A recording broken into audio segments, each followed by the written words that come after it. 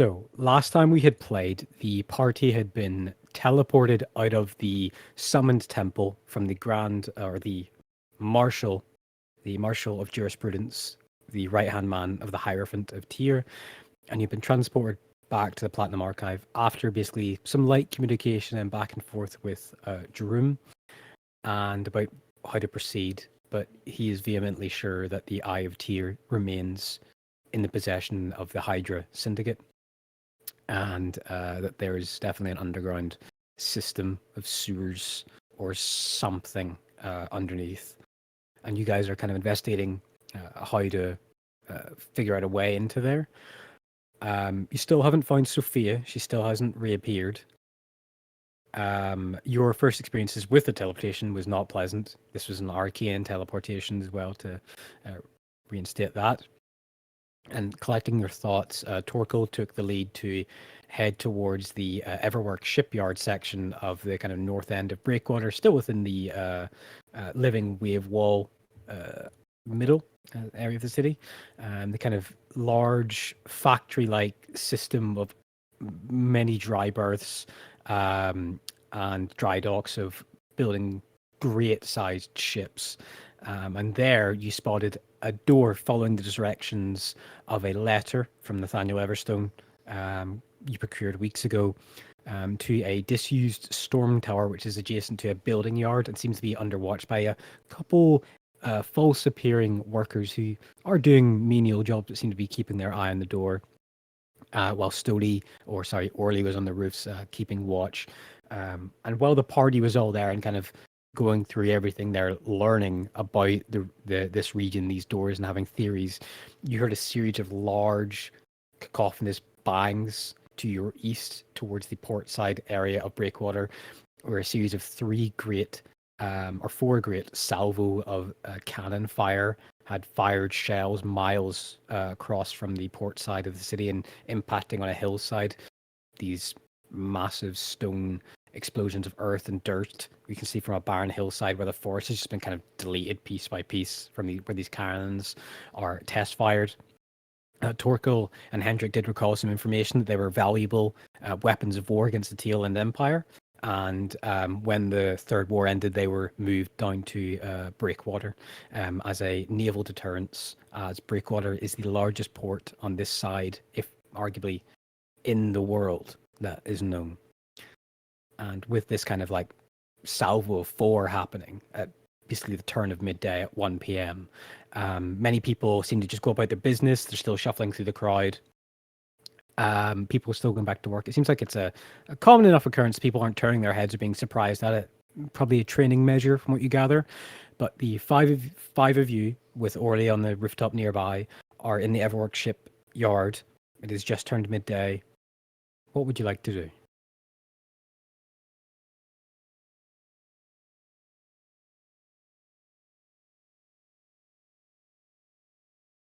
Um, so we're in the workshop yard. Yeah. We've just heard these big cannons go off. Yeah, about 30 seconds ago, yeah. We've assessed the building. We feel comfortable that we've got as good an assessment as we're going to get on the alleyways, etc. We don't Yeah. really want to approach the building. So the party's semi-split, isn't it? There's three of us on the ground and one of us on the roofs.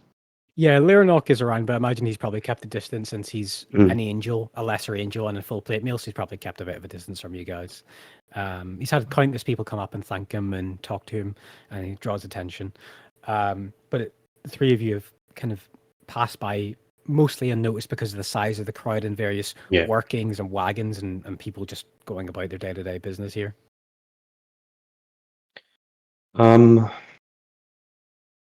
I guess if we're finished with our investigation and we've made our notes, we should probably just try and regroup somewhere. So if I can catch Orly's attention again, I'll just indicate that we're going to go off down one of the alleys and he should drop down. Sure. To try and No problem. communicate that through hand signals if I can. Yeah, Orly makes a nod from about 120 feet away. You can roughly see the gnomish form, and he stealths away, and you did lose sight of him, waiting for him to reappear down in the alleyway. and the four of you shift down there. It's probably like a 20 feet wide alleyway. There's tracks in the soft stone of where dozens and dozens of wagons pass by and it just worn away the stone. Seems like a little bit of a lay-by where it's adjacent back doors on the various businesses that are on the front streets on both sides. And the five of you regroup there. What do you do?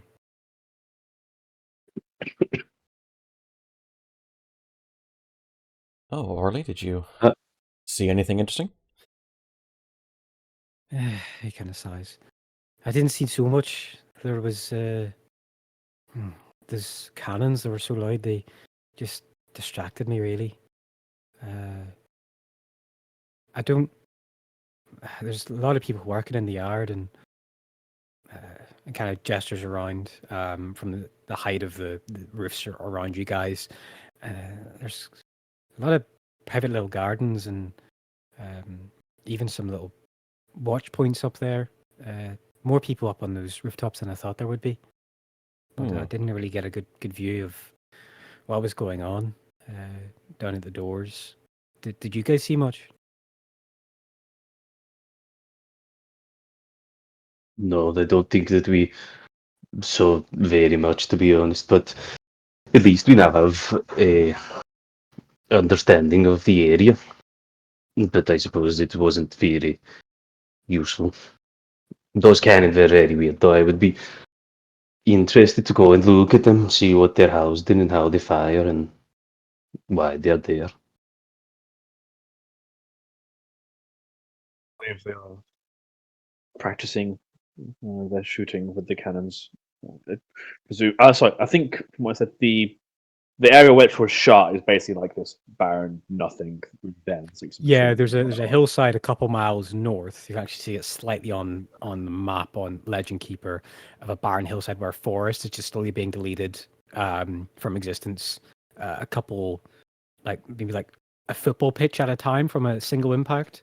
Yeah, but it's just something like that's where they just target practice effectively. It's not at least for one battery. Yeah. Okay. Well, it seems a bit unfortunate to we got here just as they started their practice.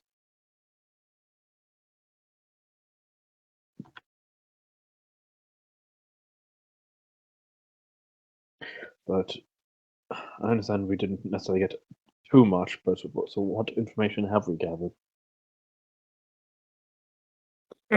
We know the base of operations. We know that there's a good amount of criminals there. We know that the base of operations goes underground, and that there is an extensive underground network underneath the city. I think that's about it. Okay. Oh, and the fact that they targeted Banestone statues around, and they have ties with the necromancer. Did we prove there's ties with they're with the necromancer? It means that there's probably going to be some sort of spell casting. Well, I suppose that's reasonable. We know there's a great deal of arcane spellcasting going on in other areas in the city.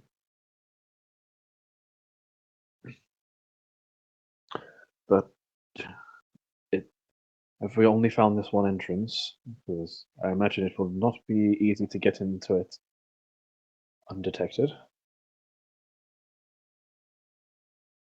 No, it seems like it's a relatively busy street at all times, so we'll have to be considerate about how we approach it on the night that we are having the meeting. But that is still some way off, and I believe that we have some other business to attend to on behalf of our Loxodon friend. No, agreed. But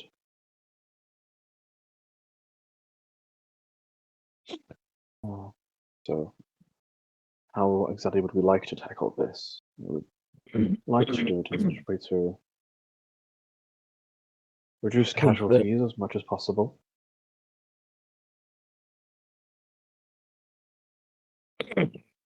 Sorry to clear my throat. I think the best way of doing it is that if we approach from up top, we're going to get seen, and there's a bunch of angry civilians who are loyal to the criminal syndicate, the Hydra. I think that there's a very good chance that there is a underground approach. In order to find that, though, we're probably going to have to question one of the members. So I don't. That might be easy to do. That might be very difficult to do. We could also just wander around underground until we find it. But we have a dwarf. So yeah, we We don't have a dwarf. no, Oh, you sorry. have a dwarf. Yeah, we have a dwarf. Isn't Torkel? Yeah, Torkel is a dwarf, and not only that, Mhm. he's architectural. Torkel, is it possible for you to look up the underground like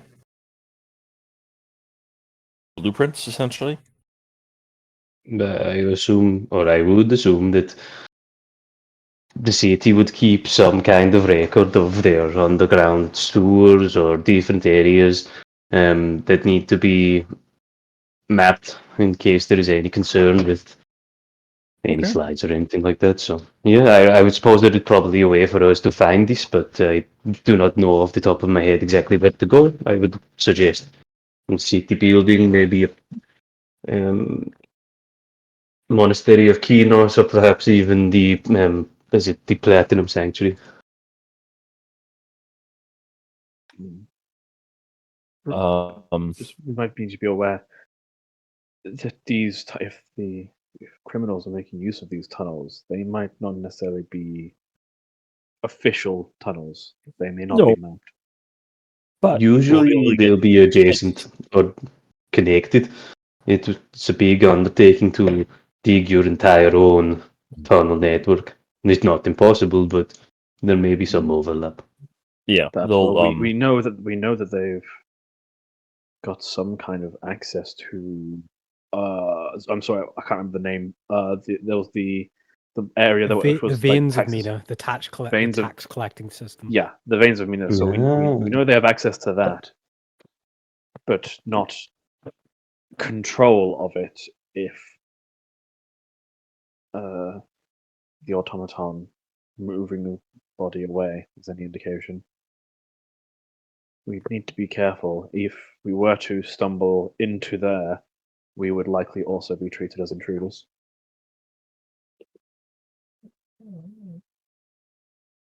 Did you say the veins of Media was a tax collecting system?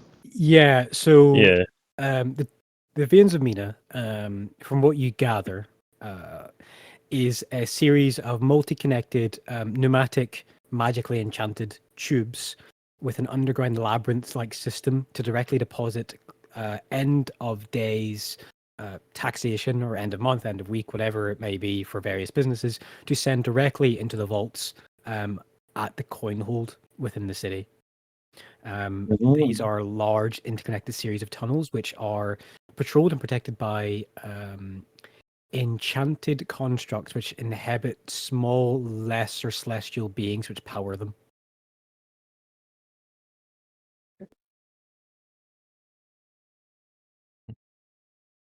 Extremely valuable, extremely important to the city's economy, but also very well defended. It could be that there is a serious incursion of Hydra agents and operandi within the main Zavina, with the kind of broken order around the brass shields pulling out of Liberty Corner, or you could posit that it could be some young brand of Hydra agents just happening to find their way down a lost tunnel and ignoring directions within their own tunnel systems. There's a lot of reasons why someone might be down there, but usually the expected persons to be down these mains of Vina would be either the divine constructs or Mina clergy, or possibly even Kinos clergy, who'd have been in charge of designing, maintaining, and loosely pioneering the building of the system.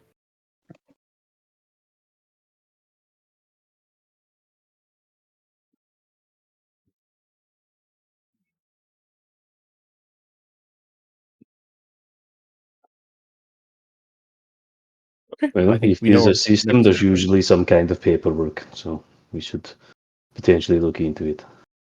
Okay. I Potentially. think that sounds like the Maybe. most reasonable next step. It's either that or kidnap a member of the criminal organization, which is a little bit more risky than going through paperwork. Agreed. Mm. We certainly Mhm. have.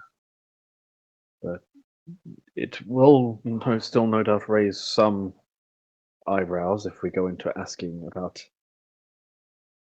the records in detail. I imagine that the veins are one of those things where it's well known that they're there, but the actual details, like, Yeah. The details would aren't. be kept private between Yeah, certain that sections of doesn't different seem like. clergies.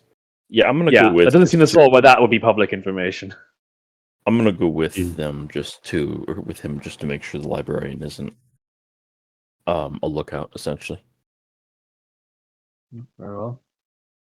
So where do you guys want to head to possibly investigate your leads? The city records office for Okay. the blueprints of Platinum Archive.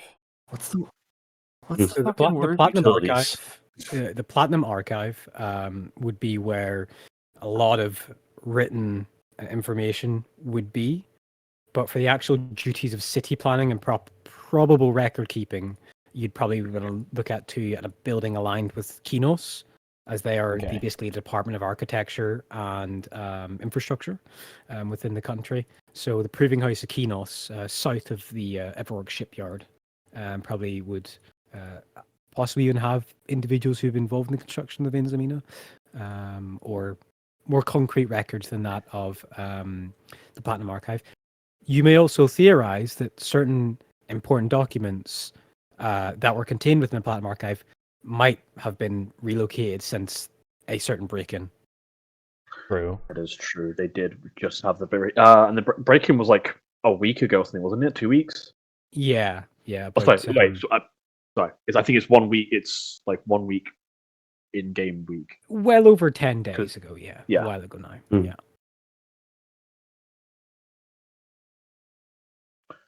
They might have, but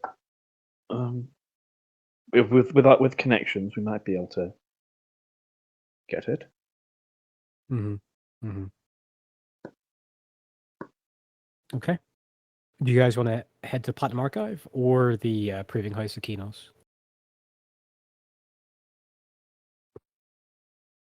The Platinum House is where the records office is, right? No, Or I think that's the Kinos. It underground. could be either That was or Kinos. Oh, at is it this point. Kinos? You're not too sure. Oh, son of a bitch. Torkel, it's up to you. This is your avenue.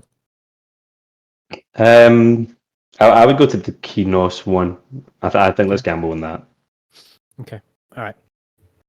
As you leave the kind of busy, full-on cycle of work and various shipping components being moved in and out around the district, you head towards into the WorldSpan assembly section of city, which is the more direct production manufacturing of various goods here.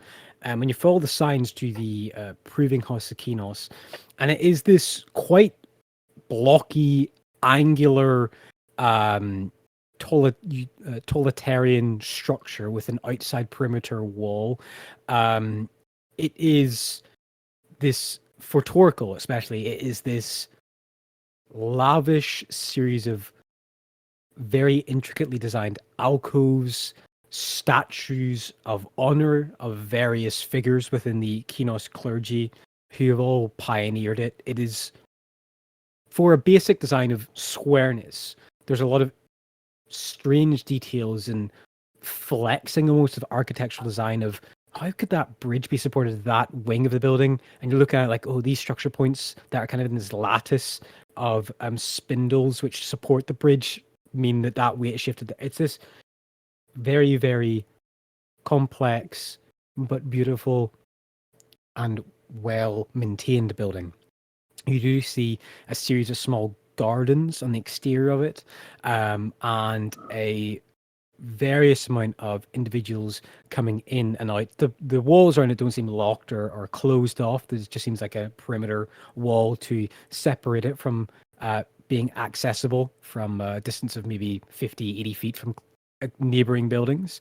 You see that there are priests of Kinos and students leaving and entering in, as well as raw materials of stone and the rattling of metal on carts being pulled in within a load bay at the adjacent side, which seems like a separate entrance into the realm of it from the main entrance. And as you walk in, it is stock still in that nothing is out of order. It is cleanly, it is clean, it is maintained, and you do actually see a few menial acolytes of Kinos going around, and even if just a branch is on the ground, they pick it up, or if there's a slight bit of moss on the corner of the building, up roof, you can see various scaffoldings of priests casting small light blessing spells of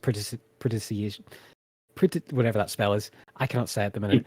But cleaning it of moss and any ichor that has happened. And as this all happens, there's a various dripping of water. I'm soaking the kind of cold, dark orangish stone and giving that kind of like darker hue at the top of it. There's this soft rainfall falling in around the city, which seems to be growing in intensity as the day goes on.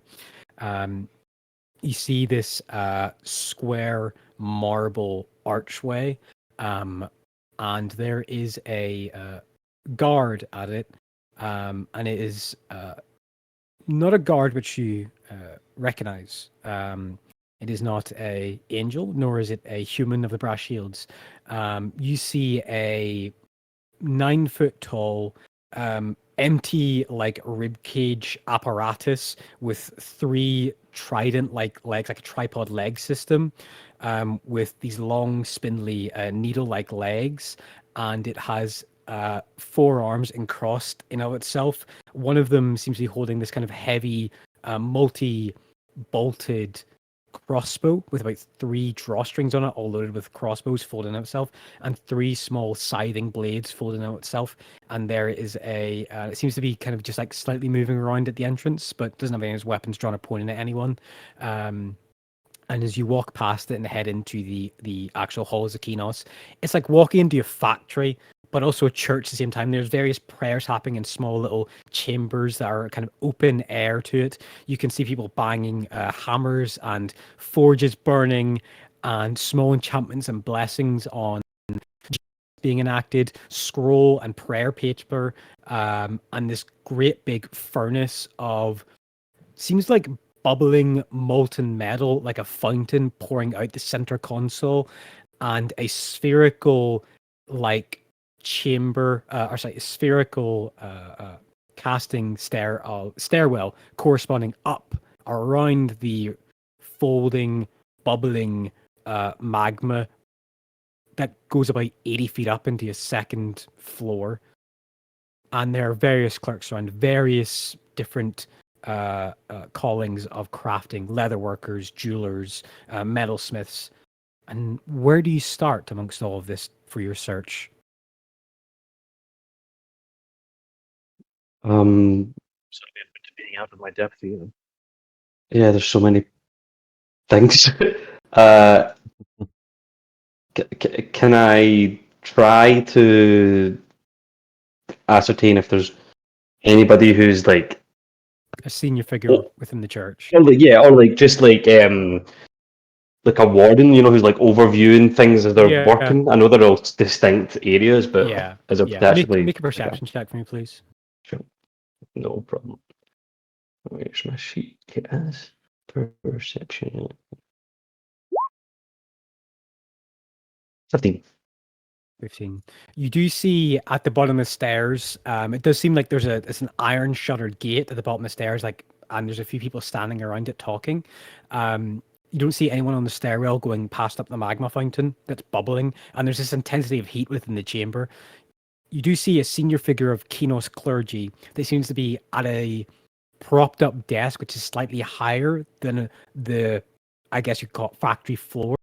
Stairwell up the back of it. They look to be gnomish in ancestry, and they have a complex series of leather worked with encrusted slates of metal in a vertical pattern down their garb, and they have a singular double locked or link of chain around their neck, which is made out of gold and silver and has a pendant of Kinos resting just beneath his throat. And he seems to be like talking with various acolytes came up to approach. And it seems to be there's a kind of queue of people with about 6 or 7 of them with various things that they've made. And he seems to be basically people walk up the stairwell in front of his desk and he seems to examine them for a course of a few minutes and then makes a decision or assertion of the purpose or a judgment. And then they either go away looking pleased with themselves or looking unhappy with themselves. And you see at one point, just before you're about to go up, someone makes this kind of like semi-passable inkwell pen system in a series of desks and scroll paper, and he looks at it and it kind of like falls apart when he picks it up, and he just looks over his shoulder at this gnomish figure and throws the contraption, the construction, into the bubbling lava fountain behind him, and it just immediately cinders and bursts into flames as Oh this my dejected acolyte just kind of has a single tear rolls down his face, and he just gestures for him to leave. Like for them to leave the The acolyte monk. to leave, walk down the stairs, and basically awaiting the next person, which would be you. Okay, right. Not like get out. Like I go home. just leave and start again. Was this how you were trained? It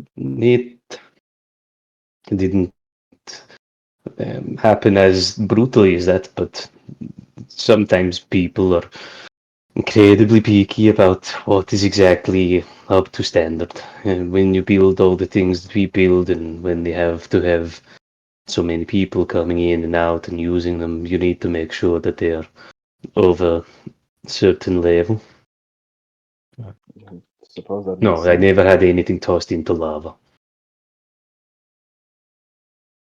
Try and wait for a lull in his assessments before I It approach seems him. since he threw this thing, a couple of people have like got about to walk up to it for inspection and be like, no, it needs more work, it needs more time, and then go back to their desks and various forges. And so A there's a great bit of way a to stop blindness.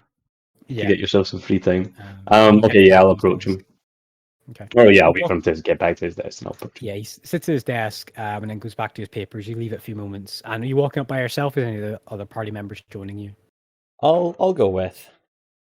I will leave him. I think too many people will not be helpful. Okay. I will approach and say the what time is it? Like It's midday. Like Mhm. we'll have one. the afternoon. We and I gestured to my party behind me. They came here seeking some information. Is it possible for us to be provided it if I was to give an explanation of what we're looking for? The gnomish figure eyes you curiously. You see his dull brown eyes and his kind of tied back hair covered under a cap, looks up and he recognizes your garbs, your stature. I have not seen you around the hill before. Presumptuous to come up and approach the master foreman without a true introduction.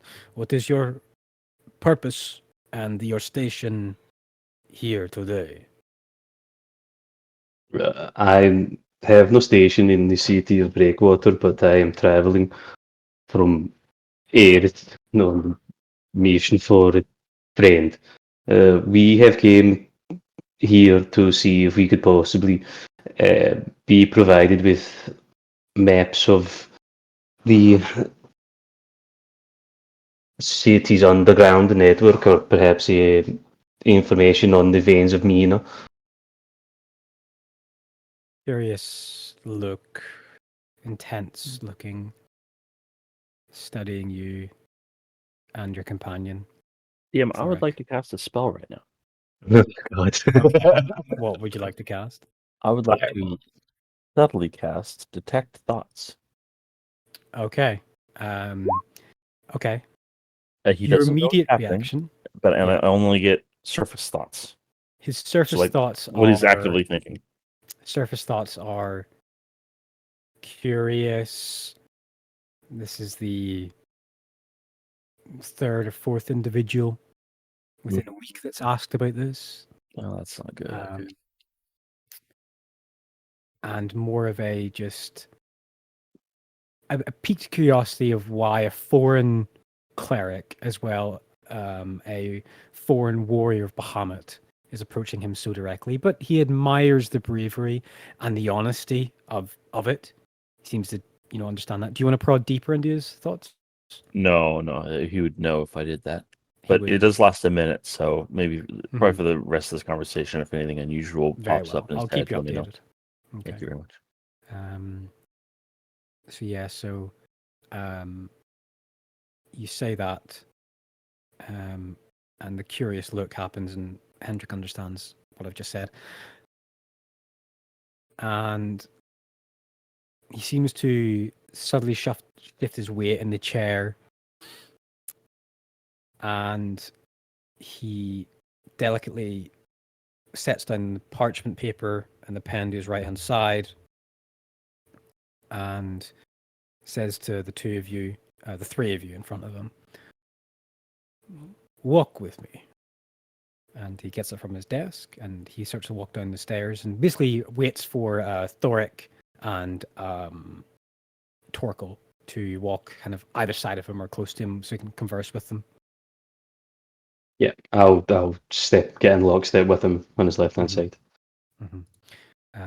He says, kind of declaring it to yourselves, but not like being in a quiet tone, but speaking loudly so people are passing by they can hear. The events of Mina were a great accomplishment by the master architect of Blackwater, ensuring safe trade and collection of harvest from taxation and goods being bought and sold within the city. A massive accomplishment. I can understand a keen interest in learning about the intricacies, for I hope that some wish to move and enact the same system within the capital and various cities. But if this is your aim, I could be misunderstanding. The designer maintains rights on its introduction to other sites, so you'd have to ask His Holiness Depinda about infringing on his designs. But the actual blueprints of its work is still within his persons and within his mind. So there is not a book or a scroll that you could follow the designs on. But I do understand the interest. We have a great many students and studies coming from the capital to learn about it, seeking to improve. But in my time within the church, there are very few things that I have seen that do not need improvement, and the veins of Mina are one of them. And he kind of awaits your reply for whatever you want to say. Yeah, that is interesting. With the size of the capital, it is a thought-provoking concept to try and imagine how we could create a similar underground network that would allow easier official collection of taxes and transports of goods, and then leave the top to be a place where people can converse and potentially just admire the architecture. So for us, in the capital, it is something we would be interested in. I will approach you said it is Holiness Dupindo? Patron Depinda, one of the great and angelic beings that follows Kinos closely. And gestures towards the stairwell rising up the second floor. I'm unsure if he is in currently. I can briefly check. And he touches his holy symbol, his eyes glow slightly and seems to speak words into the air. Master Depinda, are you engaged or are you free? And there's a reply in his mind from his eyes twitching. I'm afraid that Depinda is otherwise occupied. I won't be taking any guests or viewings today. So you asked much- about the veins. How much that was true? With detect Any thoughts service at this thoughts point, on that? the detect thoughts is oh, I shouldn't have disturbed him. He sounds annoyed. Or she sounds annoyed. She sounds annoyed. I'll have to pray for a reprieve from their anger. You get the sense from the detect thoughts through this entire conversation, he's just being like, all right, I'll give them a brief description of the veins of Mina and that it's not for sale, not for copying, and hopefully that answers whatever questions I have. I'm just going to quickly scoff some pizza, so give me 2. You can think about your replies and stuff like that, or anything you want to ask. We need the stuff.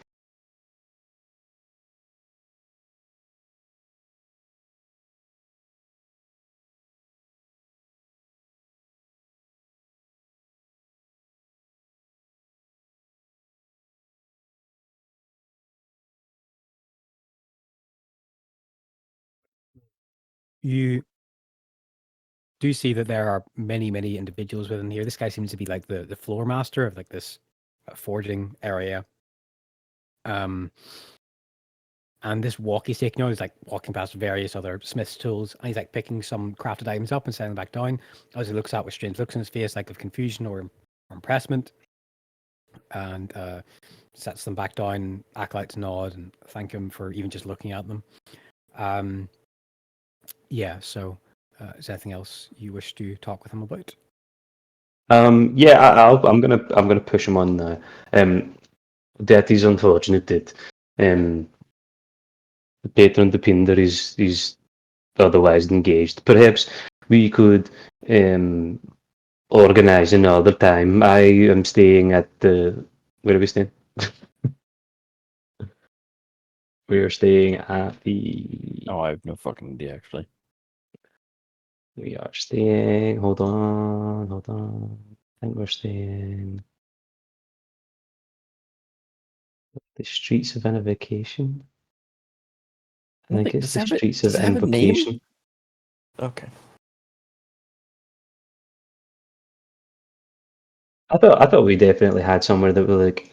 It was 'Cause we like were looking at a hovel. It was a what do you call it? the Great Festival. South House of Baldry. Yeah, That's where you were staying the previous night. Yeah. yeah. So I was just we are resident for a short time at the Great South House of Baldry. You can reach me there by message, or and I will come whenever he or she is available. But something piqued my interest that you said a moment ago. You, like myself, sound like a man who desires, if not perfection itself, but the process of striving for perfection.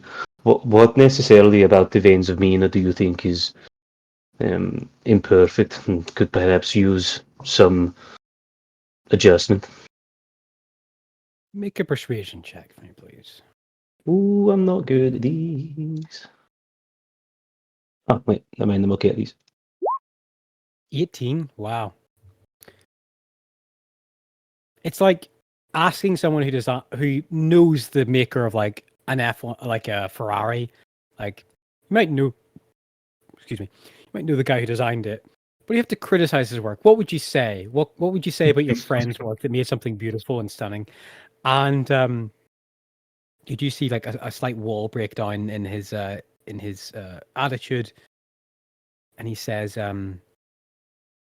"Well, the only thing I could suggest would be that the guardianship of the veins could be more adequately done by the experts who designed it, priests of Kinos. We are called for when work is needed to repair such systems with stoneworking magics. And we also craft, and gestures for the back room, and you see a various amount of blank, empty vessel, unmoving automata who are all different design, form, height, weapons, loadout. Some look semi-humanoid, some look bestial, some look slightly more alien in appendages and skull shape. We build these creatures, and the Church of Mina enchants them, calls forth the trickery gods' spirits to inhabit them, to protect the veins. And it might be desired if a more closer relationship was performed with us, as well as Numela's patrons and followers who they find inspiration for the forms, and there's small menial competitions for the ones that get chosen, and some donated by the Church of Mina to those that make one. And well, it's a complicated system, but what I would say is I wish for a better working relationship with Genos maintaining the tunnels and Mina. Instead of just every few months, they request 5 or 6 senior clergymen to come and fix the tunnels at the time. If we were there all the time, they wouldn't need to rely on such heavy use of our abilities in immediate circumstances. Nah, I understand. The prevention is easier than cure. I suppose the automata run into problems quite regularly. Is it difficult or dangerous for the priest of Kinos to go down there and interact with them? I know that they are programmed or set up to be wary of any intruders. 1 second, just finishing last little bit. No problem. He says, looks at you with your still 18 roll affecting his judgment.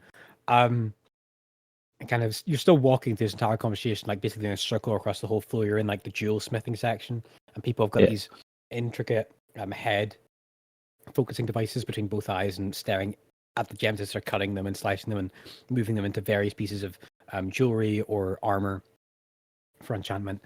And he says they are divine in form and function when they are inhabited, and so are very capable of following complex instructions. They're not mindless, though they cannot speak.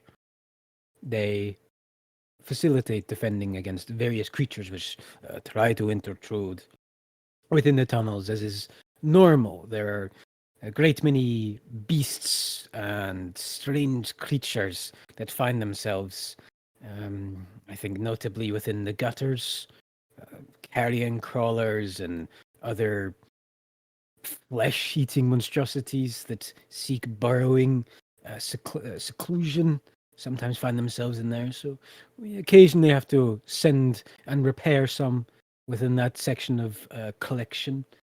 And there's a hint of knowing something, but he doesn't discuss it. There's something else there, but with your passive insight, he, before he thinks about saying it, quickly decides that's not worth mentioning and stops. Is my mind reader thing still active?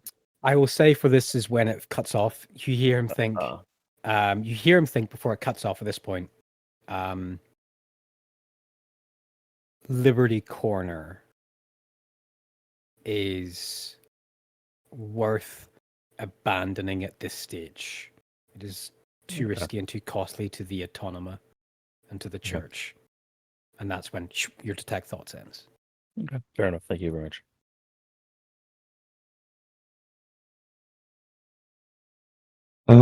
Okay. I think probably mind this guy for as much as I can. I will say that I understand. Well, I appreciate the time that you have given us. It has been enlightening. I still wish to speak to Patron the Painter if possible when they are free. As I said, I'll be staying at the Southern House of Baldry for some time now.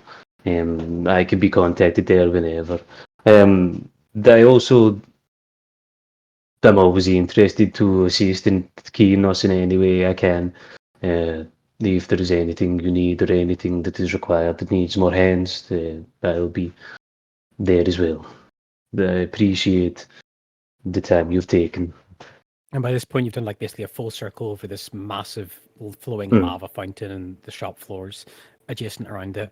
And it's like a base of his other side of the stairwell where you walked up to his desk, and he gestures, gives a thanks to you in the kind of symbol of Kinos, and says, "Any crafter or maker of things is welcome here. The workshop is open and tools are available to those, but raw materials must be provided or purchased within the quartermaster section if you wish to function here. But I wish you safe travels. Likewise, priest." And he goes back up the stairs and leaves the three of you. Okay. I'm sorry, it doesn't add to the party. It doesn't seem that we are able to talk to the person who has all the details regarding the veins of Mina. I believe that they keep them stored internally rather than externally written down. Hopefully we can get something else out of this, but we might be better served going to the Platinum Sanctuary and seeing if we can find any adjacent information, histories or commentaries or analysis. I agree with Very, that. very well. Yeah, sounds It's good to me. interesting that So, the I mean, entire infrastructure so was designed by angels, though. Yeah, some kind of person who has a great ability, it seems. what will we be able to learn? They are very harsh taskmasters here. It seems that they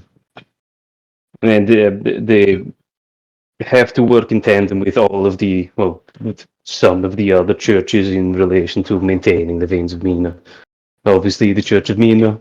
I believe there was one other he referenced about the design of the constructs, but I was paying a lot of attention to our surroundings. Very well. It's a shame, but at least we were able to gather some information. Yeah, at least a little bit, and hopefully they will utilize my request for them to contact me at the House of Baldry so that we may still have an audience at a later date. Very well. We shall see what we can find at the Platinum Archive. Ready to proceed? Yes, let's. Sorry, I was just doing a bit of a manic run there on the pizza. No, it's fine. You can take a minute if you want. We can come back for pizza. I'll be finished in like 2 minutes if you just let me scoff. And then we Yeah, can no worries. feed into the Platinum Archive of what you guys want to try and figure out. So have a think of what you want to learn. Discuss amongst yourselves or whatever. Infrastructure blueprint should not be this hard to get. God damn it. I mean, We have to. I think they would be. I don't imagine that the blueprints are for Fort Knox are necessarily out in public domain. I mean, yeah, but we're not asking. Hold on. Just to be clear, we're not asking for the blueprints for the tax system. We're asking for the blueprints for the underground tunnel network, right?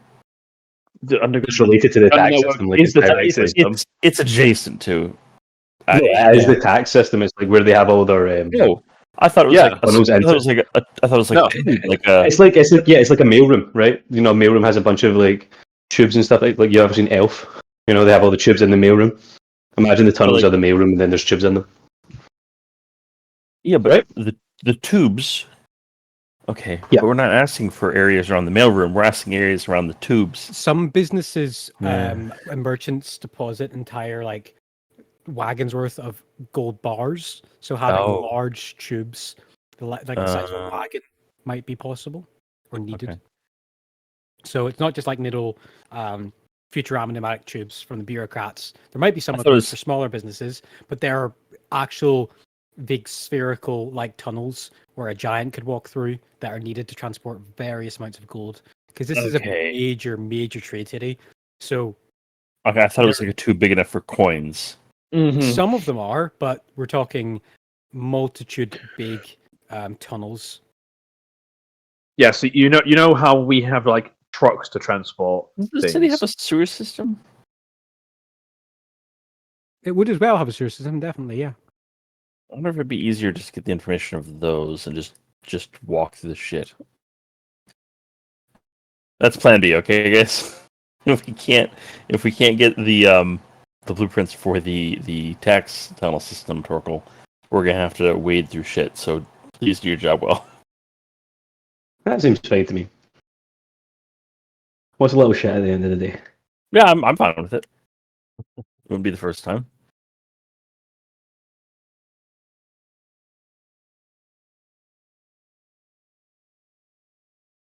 I'm gonna go cop. I'll be right back.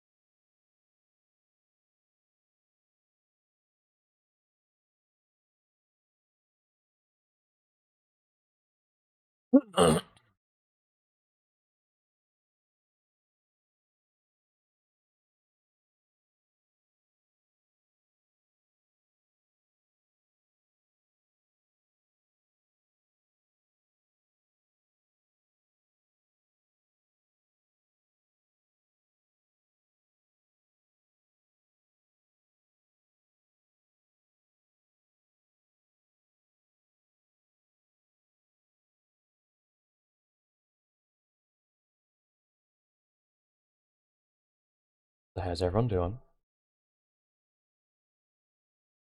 Good. I've got addicted to Football Manager again, which is it's fine.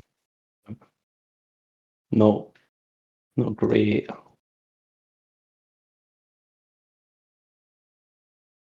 All right, I'm back. Aloha.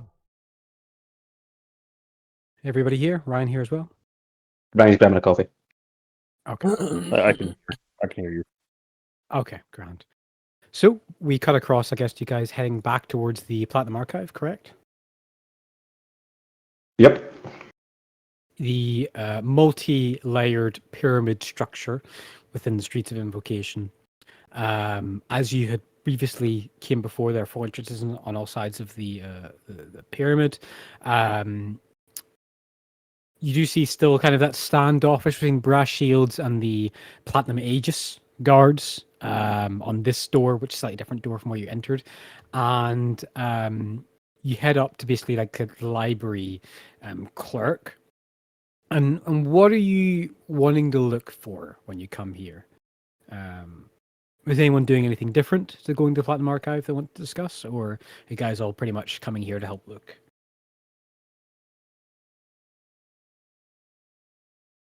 I'm here to help Torkel. Torkel has the idea.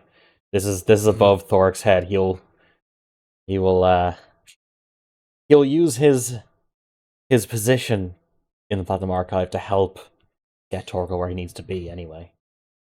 Yeah. Okay. They're not going to help out by searching through books and whatever because they think we this seems like it'd be quite important at this point. But Mm-hmm. like I imagine we'll just be more or less looking for initially anything that's like publicly available regarding it, Yeah. and then after Mhm. that we can sort of see what information we still need. Yeah, it's doing like an analysis, right? So like Yeah. we're basically going to use a comb, a large comb, try and find anything that's tangentially related to the Veins of Mina history books about it's been set up, the guy who built it, any commentaries or literature on people suggesting how they would improve it, more Yeah. scholarly works. Okay. Scholarly works. So you're investigating basically like sewer systems and veins of mina payment depositing within Liberty Corner? Is that specifically what you're looking for? Yeah, but a higher pension paid to anything that's in relation to Liberty Corner for sure, because Okay. I'm assuming that Hendrik gave us the rundown of the internal thoughts or anything that he thought was unusual. Probably, yeah. But Yeah, assume just in, so many things in I heard, general. I'll let you everyone know.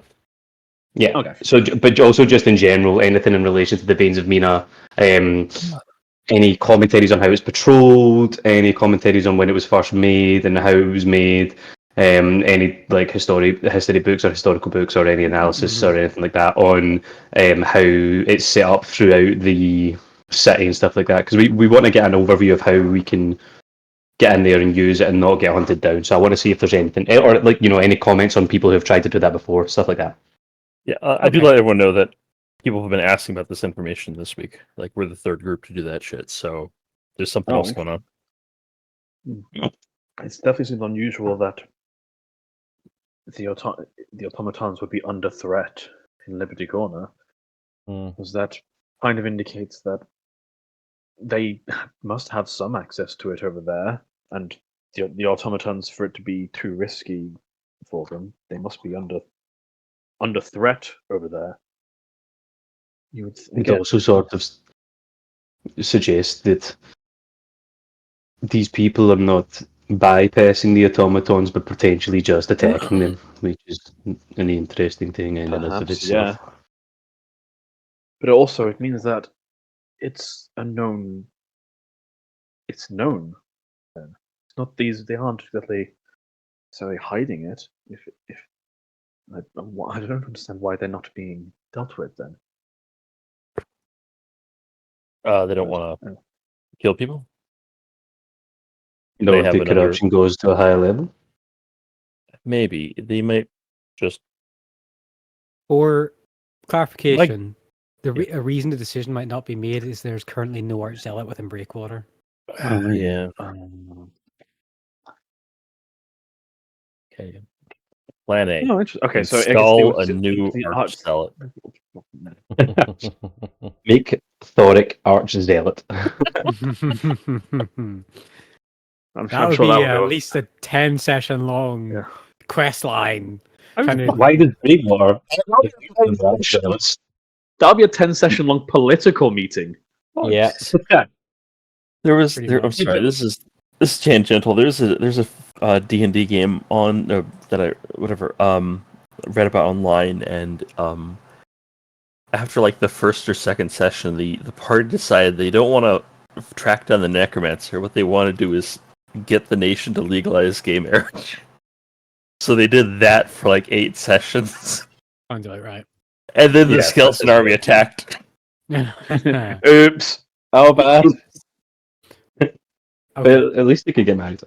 So there's no Arch Zealot, so they're not taking big decisions in relation to crime Probably a syndicates. lot of That makes a bad sense.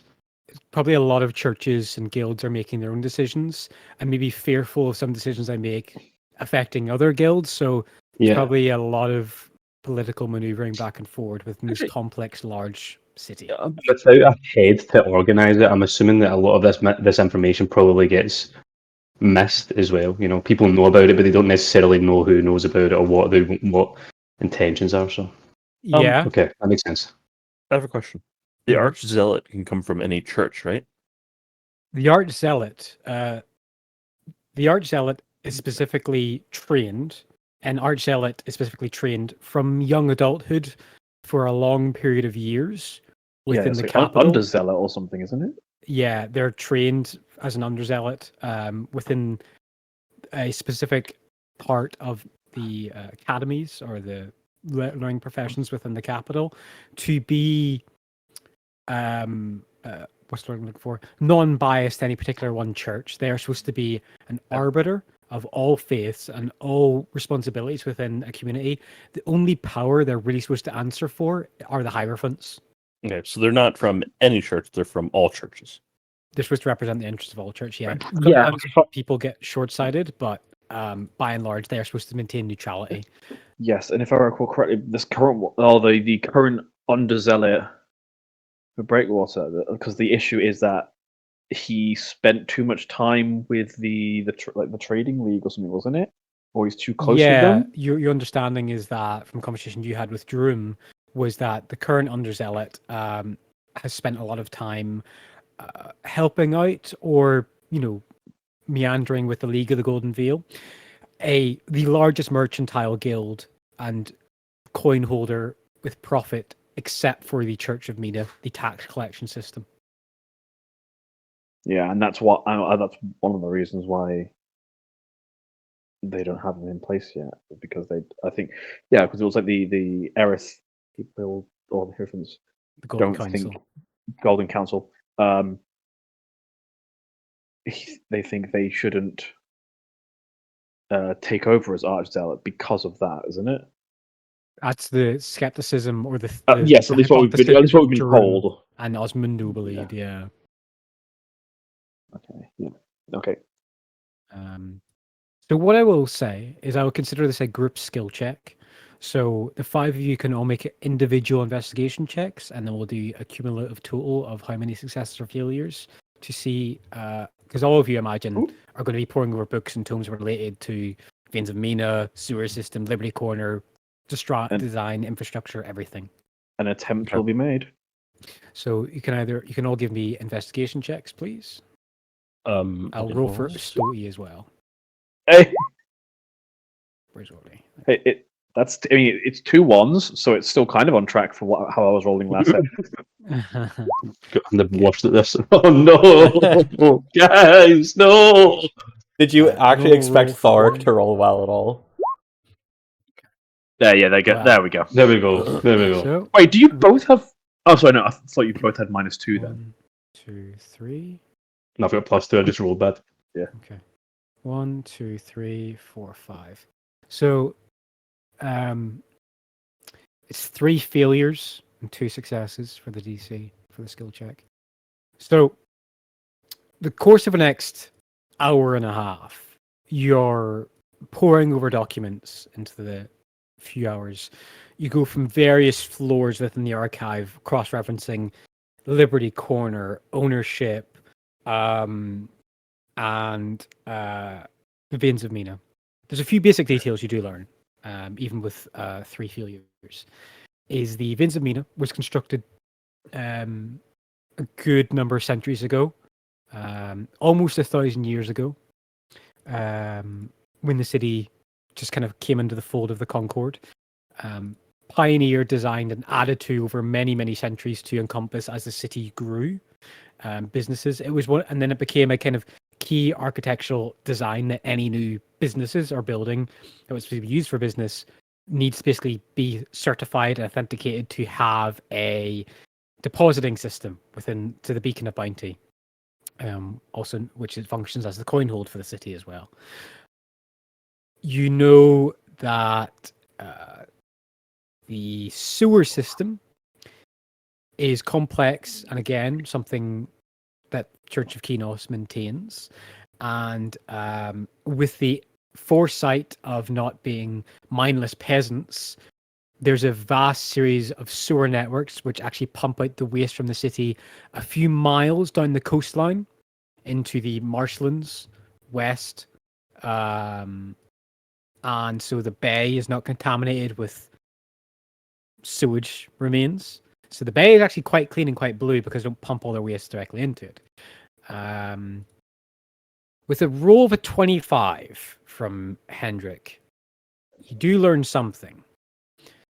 Because of Liberty Corner's purpose and value to commercial trade and foreign trade as a place where foreigners can be themselves, partially at least for a time, the Veins of Mina is still connected there because businesses still pay tax to the Beacon of Bounty. But the sewer system for the Liberty Corner is not connected to the main system to the rest of the city. And that's what you learn over the course of an hour and a half. If you've got any questions, any follow-up questions, just feel free to ask now, and I can clear up any assumptions.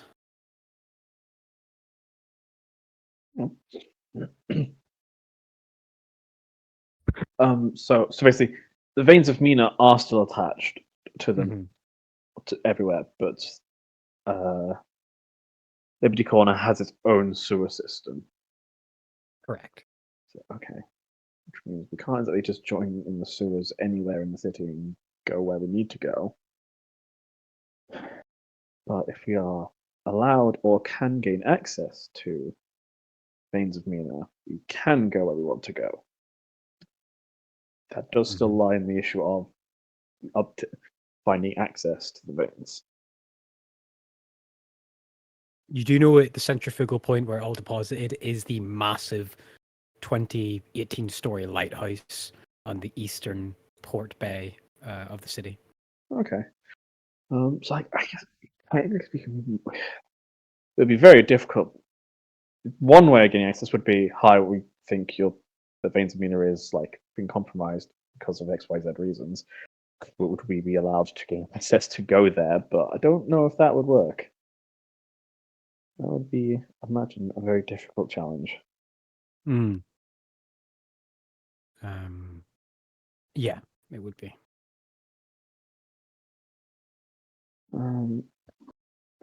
Guys, any other ideas? I mean, if we can find any place to access veins. Yeah, but if every business is connected, then we might be able to just get into a business near Liberty Corner. Yeah. The problem is that we need to get. We need to get The this problem initial is access. it's patrolled, right? Yeah. Yeah. So we need to find Yeah. a way that we think we can avoid the patrols.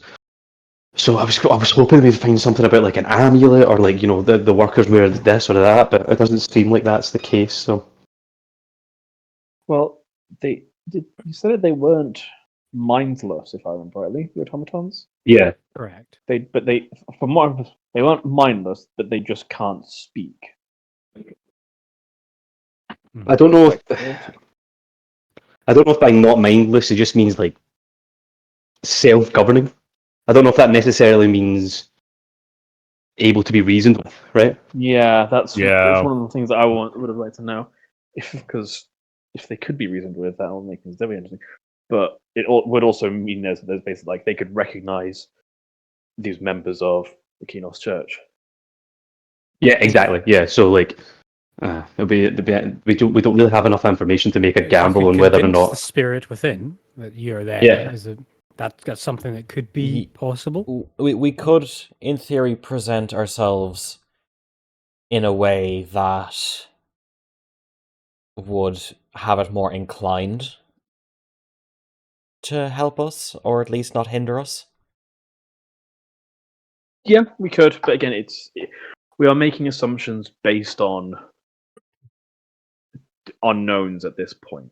Yeah. Like we are making these like if they can be reasoned with, then we do have, or that's we can do all these things, and that's one thing. But if it is a case of they are still they're just going to attack on sight, then that's a very different matter. But we do still have the slight issue of getting this initial access in the first place. But no, it's good information to have. I hate this. There's so many bad options, guys, and no good ones. We just We have to could always pick the try least and- bad one. We could always try and test it, like, do we think that? Do we think that if we were regaled in the raiments of Kenos and Mina, dressed up like practitioners of those faiths, that we could test to see if the automatons There's gotta be recognize that? There's got to be an amulet or something. I think it might just be that. Because we don't know what the extent is in terms of how they're not mindless, but how reasoning they are.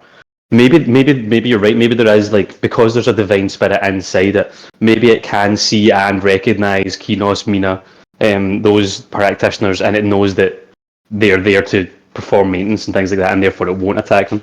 Instead of it just being like we all have to have these amulets.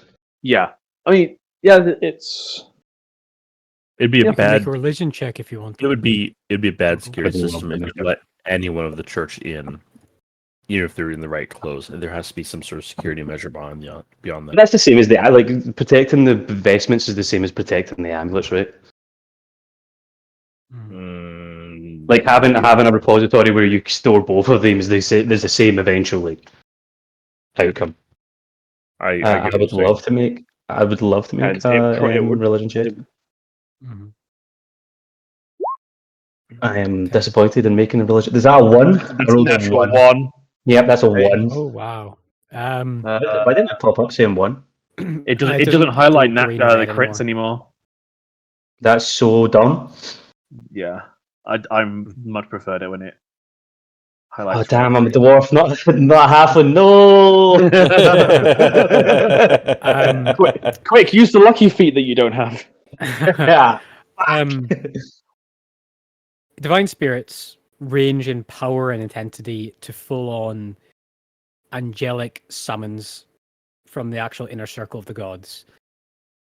With the brief autonoma that you saw, you're still not sure. Are they mindless or are they forward-thinking to make their own decisions?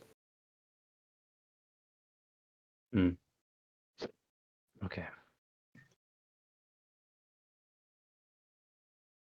I mean, if we're not looking to do this too urgently, did he say? Did they, senior? Hang on. Did Paulino say that the senior member of Kinos was available, not available today, or in time in the near future?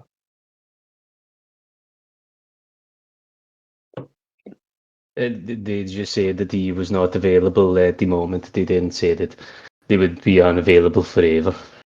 Well, I mean, that is an option, but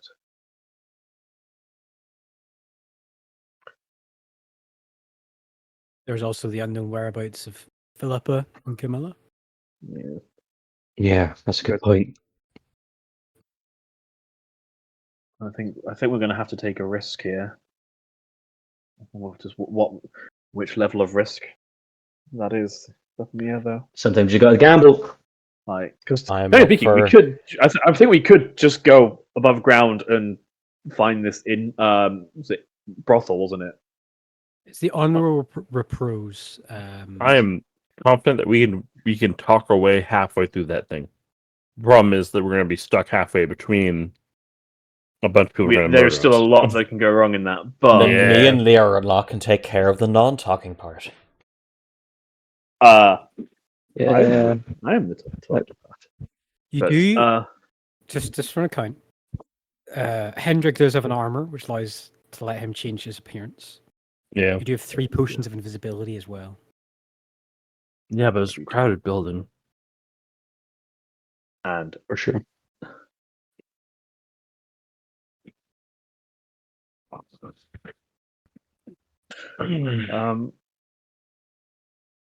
fine. Sorry, I thought it's a- sneaking in through the underground would be way easier than this, but it is like it's No, treated as a national secret. Yeah, Yeah, it makes it's a lot like- of sense, really. It's like a prison hallway, right?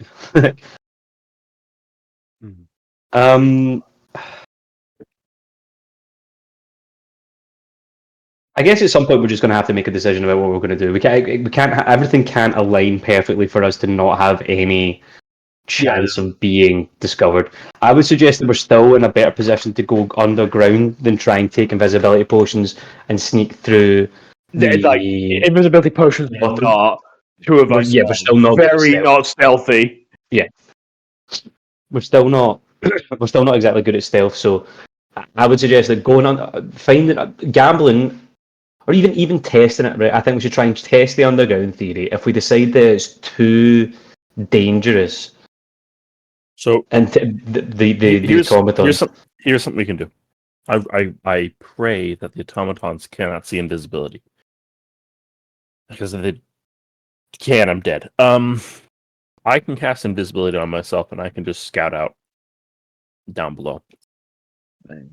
That still lies. How does that get You'd us be into the? Because we know that there's some sort of underground. They're in the underground. If we can get to an access point nearby, I can look around invisible. How long does invisibility last? An hour? An hour. Okay, that's plenty of time.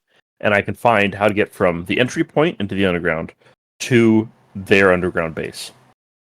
If we can do that, we won't have enemies behind us when we assault, and we'll bypass a lot of the defenses, including all the people that are going to be in the building itself. Yes, that will be good, but that's still the problem of we would then have to go through the sewers. So like we have smooth things over, but we have still portions of invisibility.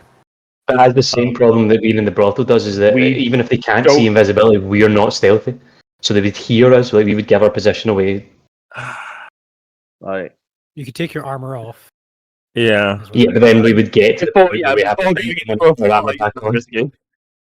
it on before you get into a fight now. It could be that we go down there and they're avoidable, not just sneak around them, but maybe they walk on patrol, maybe they're not in certain areas, the golems.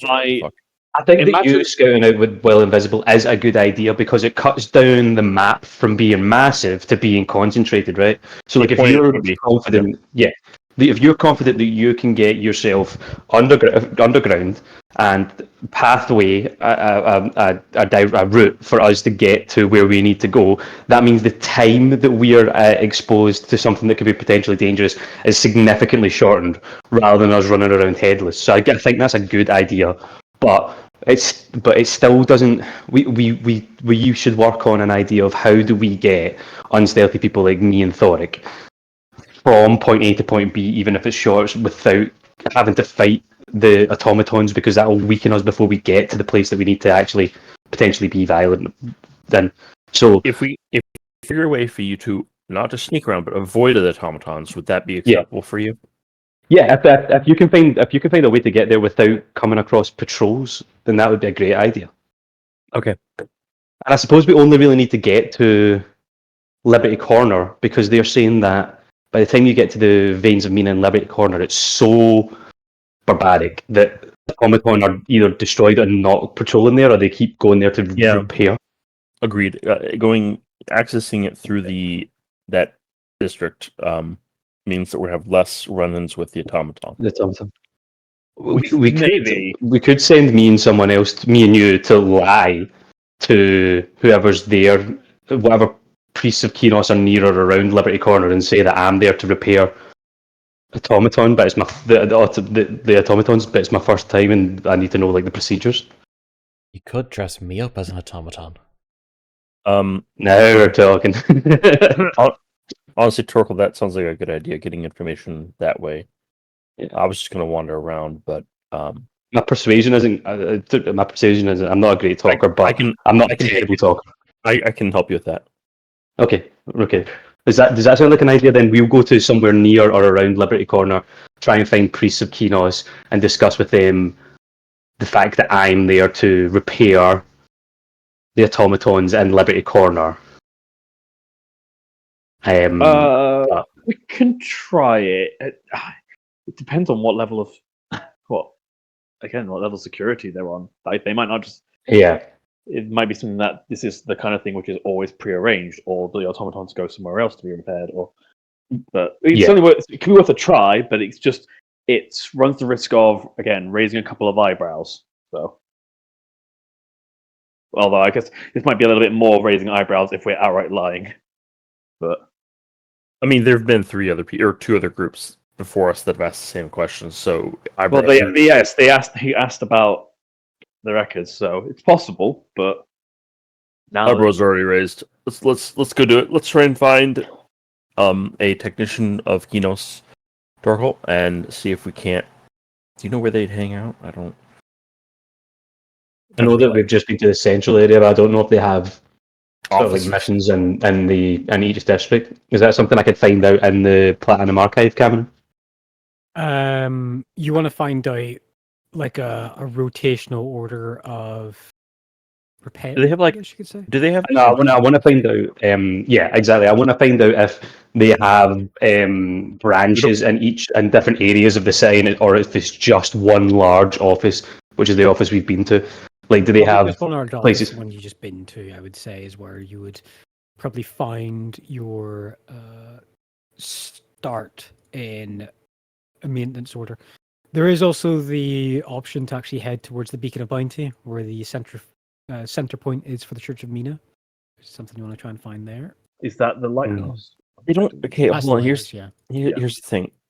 Is that where the workers are, the technicians are? Because we're dealing with a lot of bureaucrats, and I think we're trying to get around that and just talk to a guy who goes in the sewer or like who Yeah. actually fixes the damn thing, Hmm. and see if we can talk to him because he's not going to be as like evil as a bureaucrat. Yeah, like if the automatons are repaired at the central area, then who brings them back? And if they're not repaired at the central area, then if they're repaired on site, who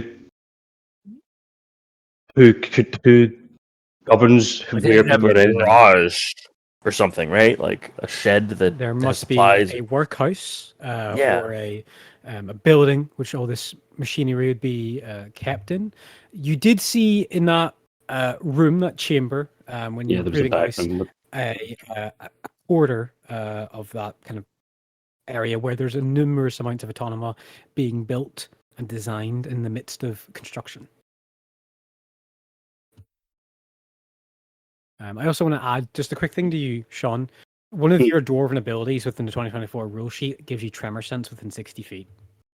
Holy shit! What's that? 60 feet. Yeah. 60 feet. Oh is my fucking- god! I didn't realize it was that big. 60 feet tremor sense. Where would I find that? That's new stone cutting, wasn't it? Yeah, it's still I didn't What's the fucking new? realize it was. That's so much better than the last stone cutting. I didn't fucking realize it was If- 60 if- feet. Oh, it's a If bonus you action. were- Bonus action. If you were a ranger or shooting bow and arrow, whatever, and you lost both of your eyes, you would still be perfectly fine. If he's standing on specifically worked stone, I believe. Oh, was it Your worked stone. stunt? Oh, I think okay, so. okay. I don't think it's And just also- any. No wonder. If No wonder stone- dwarves love work. Stone can be natural or worked. Oh, shit, okay. If you're You can use a bonus stone, action to a number of times equal to your proficiency bonus, and you gain all expended uses when you finish a long rest. This you is- might be able to detect Jesus. certain holes in walls or entrances with that ability. Oh. You can't see it, but I'm doing like the Mr. Burns thing where you like staple your fingers. Excellent. Oracle, I'm up for doing this if you are.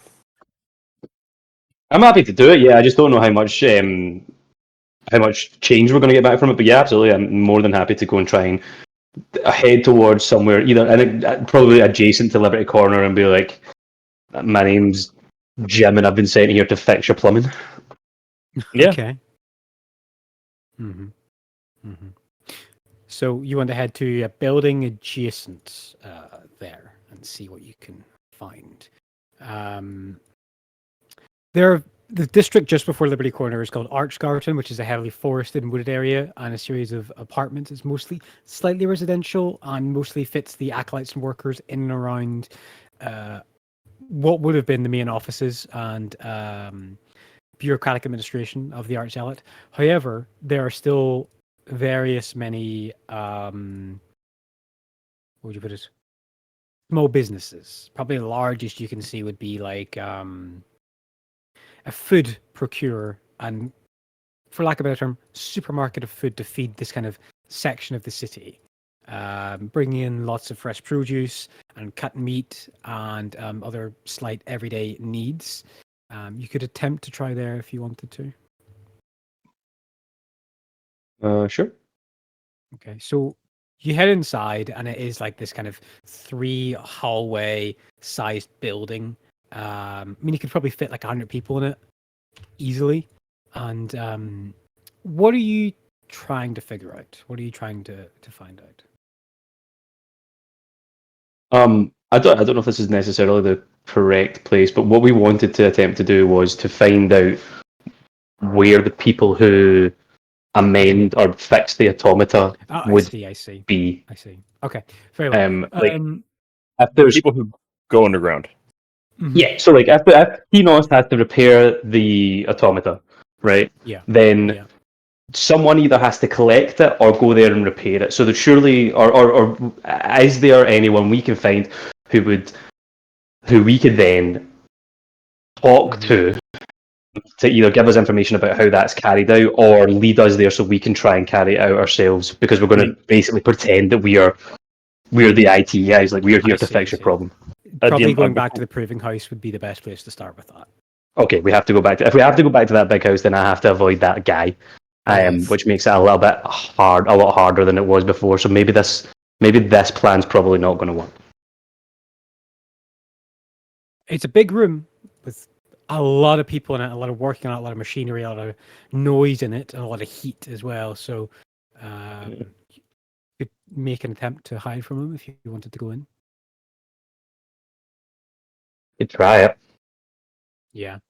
I mean, what's the fail? There's no fail repercussions. Yeah. Like, If you walk in and then he's like, "Why are you trying to avoid me?" You just be like, "Oh, sorry, no, I wasn't. I was just, having a look around." I could go in and distract him. Let's go back there and see if we can get ourselves to that back room. We could get Thork, and Thork could probably distract him forever. Just keep asking him questions. Yeah, you guys could run interference and go and talk to him about like arms and armor and stuff like that. I need to just give me 2 seconds. I need to do something. Hold on. Just run interception for the bureaucrat. Not everyone's a bureaucrat. No, but everyone at the desk who is refusing to give us answers is a bureaucrat. That's not necessarily true. I know, but I mean, he gave us a lot of answers, really. Not all the ones we needed. But... yeah, but not intentionally, but yeah, had a brain program for some of that stuff. That's true. I guess it doesn't help when your boss is literally an angel.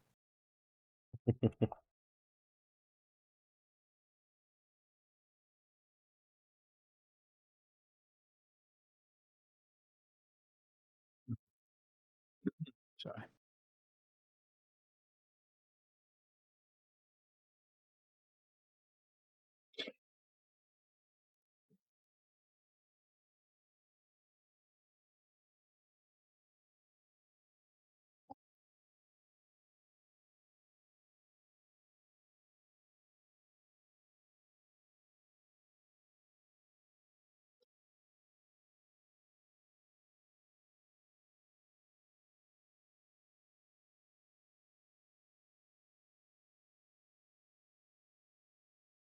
That's what that's called. Okay. Man, D&D makes you appreciate that Google exists in our life. You just look up everything. That's one of many reasons to enjoy Google. Good thing Google's never turned evil.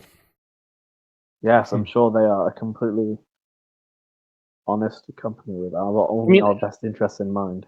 As long as they're a net good, it's fine, right? As long as I have stock in Google, it's fine. As long as the dividends keep returning.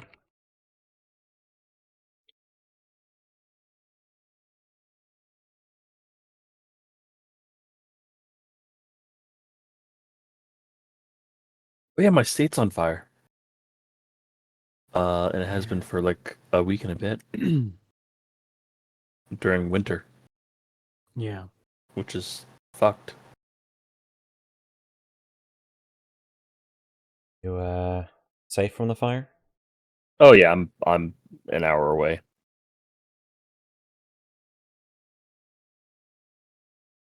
But all those poor rich people in their homes. Yeah. Yeah, LA. So I live in San Diego, and San Diego and LA have a thing where LA is a dick to everyone, including us, and we don't like that. So there's animosity. That's not a thing. That's just a rivalry. I think it's more justified because one of them's acting like an asshole all the time. The other one's just tired of the shit. Is it a rivalry? I guess. But which one's which? Is it? LA has passed legislation in our state specifically to fuck over our city's economy because LA is not big enough yet. It needs to control all.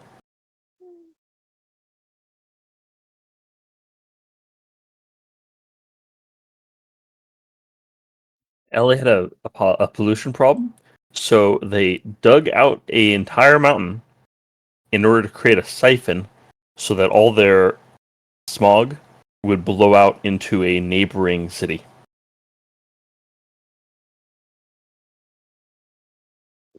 I'm sure that's fine. I'm sure that's fine for them. Stop. So, Because that's okay, the so Sean's gonna- American way. Yeah, as long as someone else was paying the price, it's perfectly fine. in the 50s, multiple people were murdered in order for LA to get more water. There's a movie about it. It's really good. And thus created Nestle.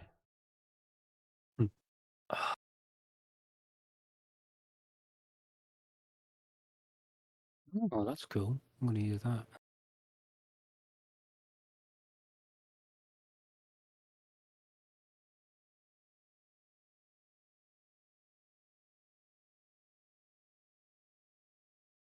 Zoom in on this. Oh, these things are sick. I'm using.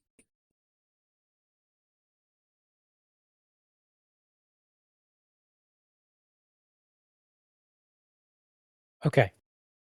Sorry, that bit close. We got £2 a minute, so from I can tell, which is we're going to try and either fake being the technician.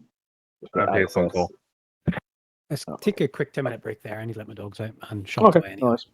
Yeah. Oh god, I could be like one from Bahamut that's meant to be with him to be part of the learning, and I too am also new. And it works because I'm an idiot. Yeah, I'm to be perfect. I'm still not sure how this plan gets us all of us access. We're all technicians.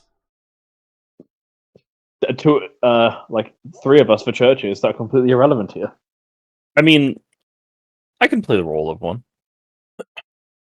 I Uh, can change my clothes and. Oh yeah, that's right. Sorry, four of us from churches that are irrelevant. I mean, we could do is you have one representative from Kinos who has to show a someone from the Church of Tyr that all this is still good and is good and safe and not tampered with. I from Bahamut to note down the whole thing. Which And- a process that I think they want to keep themselves relatively enough.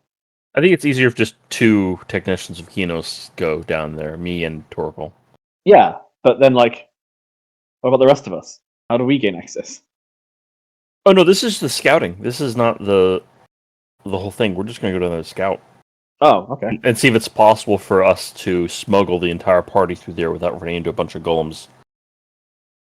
Okay, you can try. We also, I mean, don't we have a rat that can scout? We have a rat. Yeah, Aldi has a rat. Orly. Yeah. Orly Oh, can speak with God. animals and he has his rat. Okay, either way, we have to find an access point. Unless we just send the rat into the pneumatic tube.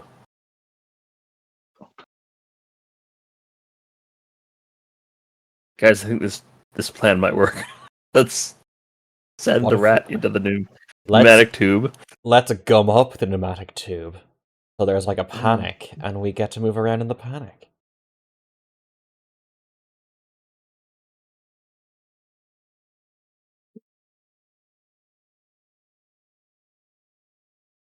We could collapse the Government. sewage output Oh. pipe so that it backfills and overflows the entire underground with shit.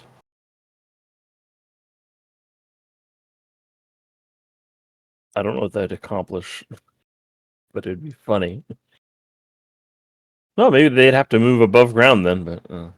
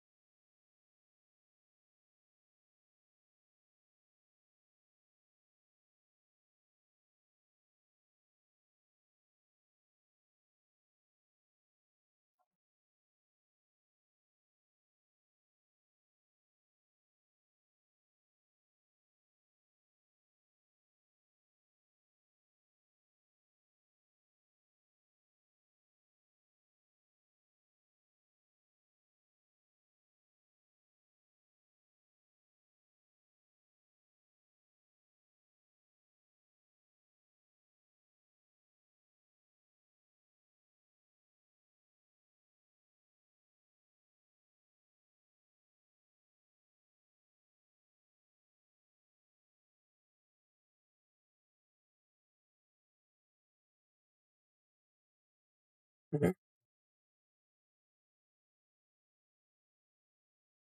run to the bathroom. What are we waiting on? I forget. We're taking a quick 10 minutes. Oh shit. Okay.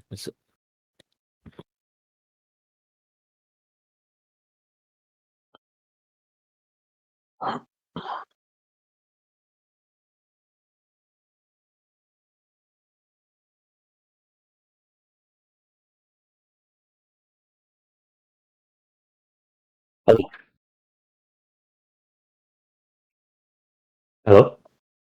Hello. Hi. Did we take like a break? Oh. Yeah, we'll just take Yeah. a 10-minute break. Okay, cool. Yeah, we've been doing this all wrong, guys. Ah, I have the solution. fireball? See, I'm gonna take some inspiration here. See, you have the above ground, right? Then you have the entrance, right? And us.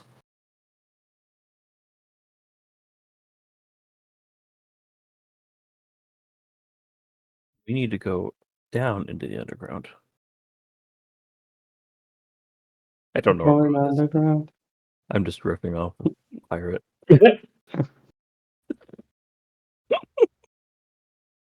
I do like the idea of sending the rat into the pneumatic tube. If only we had a druid to turn into a rat to send in the pneumatic tube, that would solve it. Ah, this is why every party needs a druid. We need you to go ahead and take all the risk. Good luck, buddy. just a wizard with polymorph. I don't have that spell. I'm sorry. I'm back. Are we dead yet? Yep. Okay. Yep. Gonna make a goblin bard. Nice. I'm gonna make a kobold bard. This is gonna be so much fun. Ball bagging. Bilbo's. Bilbo's, that's the one. Not ball bagging. That would be too on the nose. Yeah, we should do. That's what we should do. We should have a kobold bard, a goblin bard, a gnome bard, other small race bard. Did you ever see the poster about the I'll all play monk party? I'll play a Kobold Bard. We could call it like the Little Beatles. School of Rock. Ah, nice. I've seen that film far too many times. Which I movie? love that film. School of Rock. That's Jack that's Black. pretty good. You know, the two of the people in that got married like a couple of weeks ago.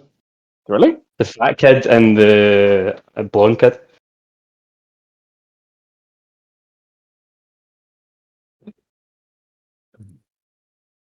They got married. Cool.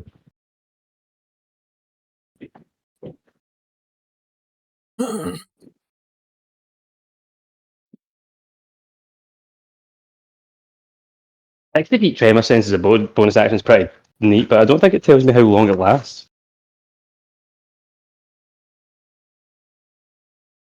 It could be just like a singular like radar ping. You use it and then you know where people are kind of standing in that range. Yeah, that would make kind of a little bit of sense. Yeah. I'm gonna post it in memes because it's a fucking 15-year-old meme story. That's worth a read. Memes. But he puts away the Rolling notes for the straight game meme. he'd been planning.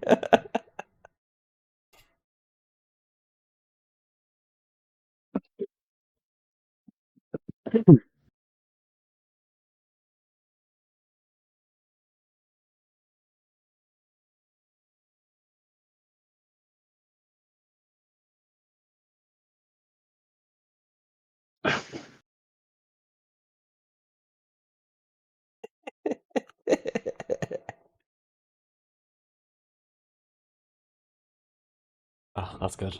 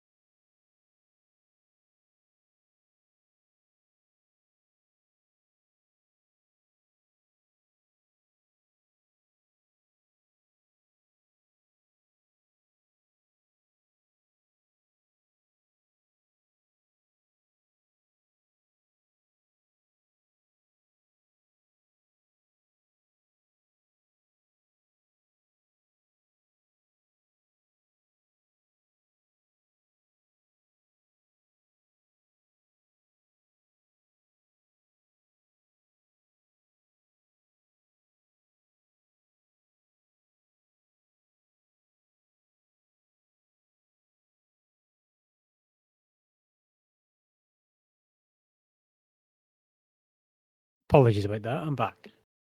Yes. We're all here. Oh, it's all good.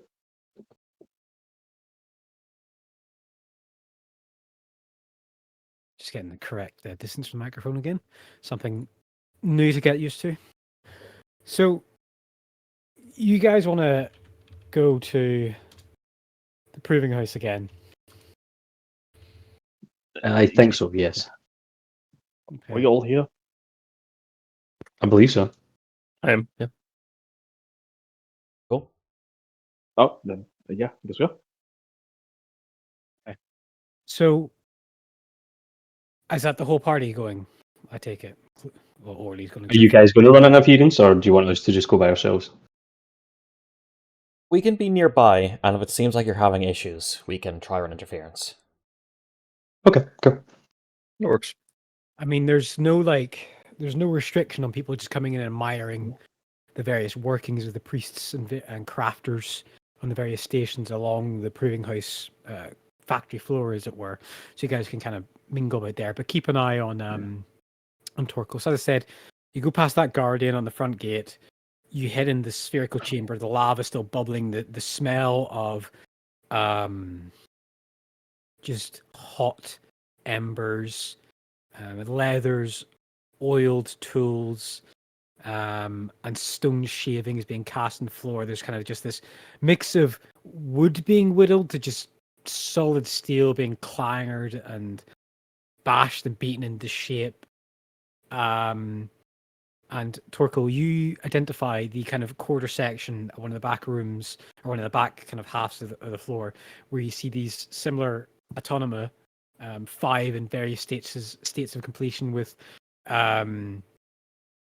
workshops of appendages, skull-like faceplates, and heads, legs, and because there's needing no real articulation bar the movement of the limbs because of the divine enchant, which blesses a creature to take its form to inhabit it. So there's no like engine needed. It's more of just a shell which is needed, and you can see that there are various people crafting artistic representations of what the final product would be. You see people carving them into that of like a mantis like appearance, some into a foot guard like that of a common brass shield, and there's about 9 or so individuals all working in here. You do spot one person who seems to be like collating like various arms and heads and intricate pieces of gearing and clockwork design, and kind of putting them all in this empty wagon in the middle of the floor, which, if you imagine like a train station, like a rotund or like a rotundra, which is on tracks where a wagon could roll in and be spun out. You see like a back door, and you notice in all the back doors from all the leatherworks, it's like there's a port where wagon like roll in and roll back out of a shuttered door, and you see this individual, this human man, late 50s, bedazzled in the cloak and garb of Kinos, loading a bunch of materials of intricate design into various crates and holdings onto this wagon. Right, I'll approach the old guy. Mm-hmm. Mm-hmm. Yeah, you see that. Oh, thank you, Darren.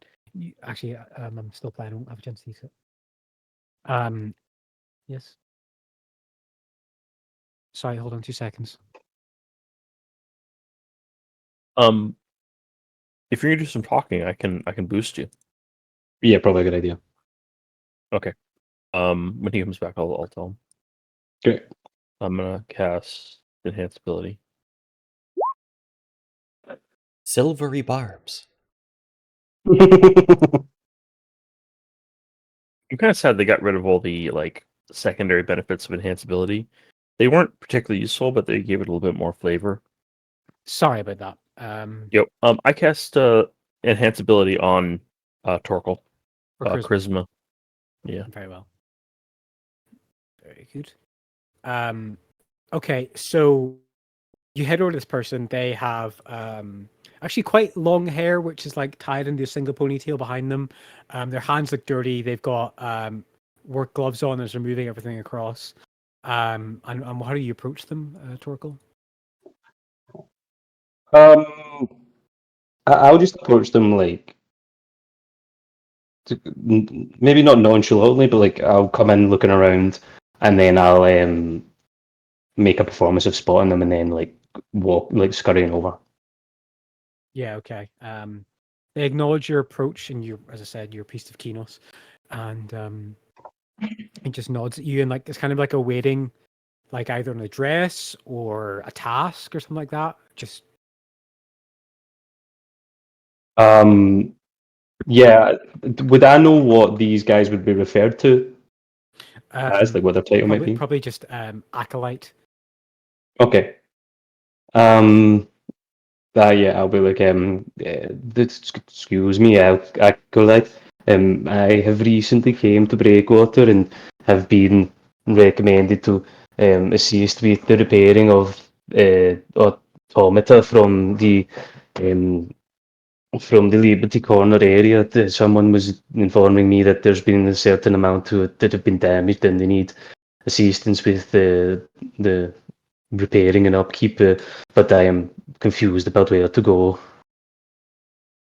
He nods and says, certainly.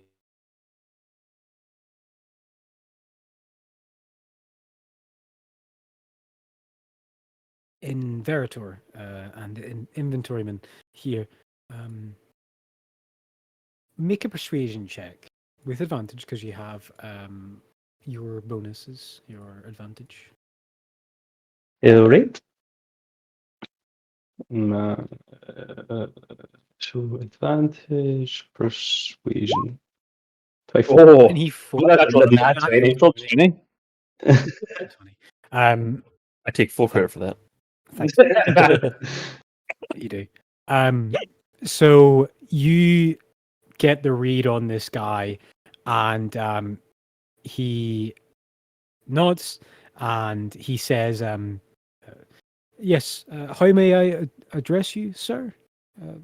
My name is Torkel Gudmundsson, but Torkel is fine.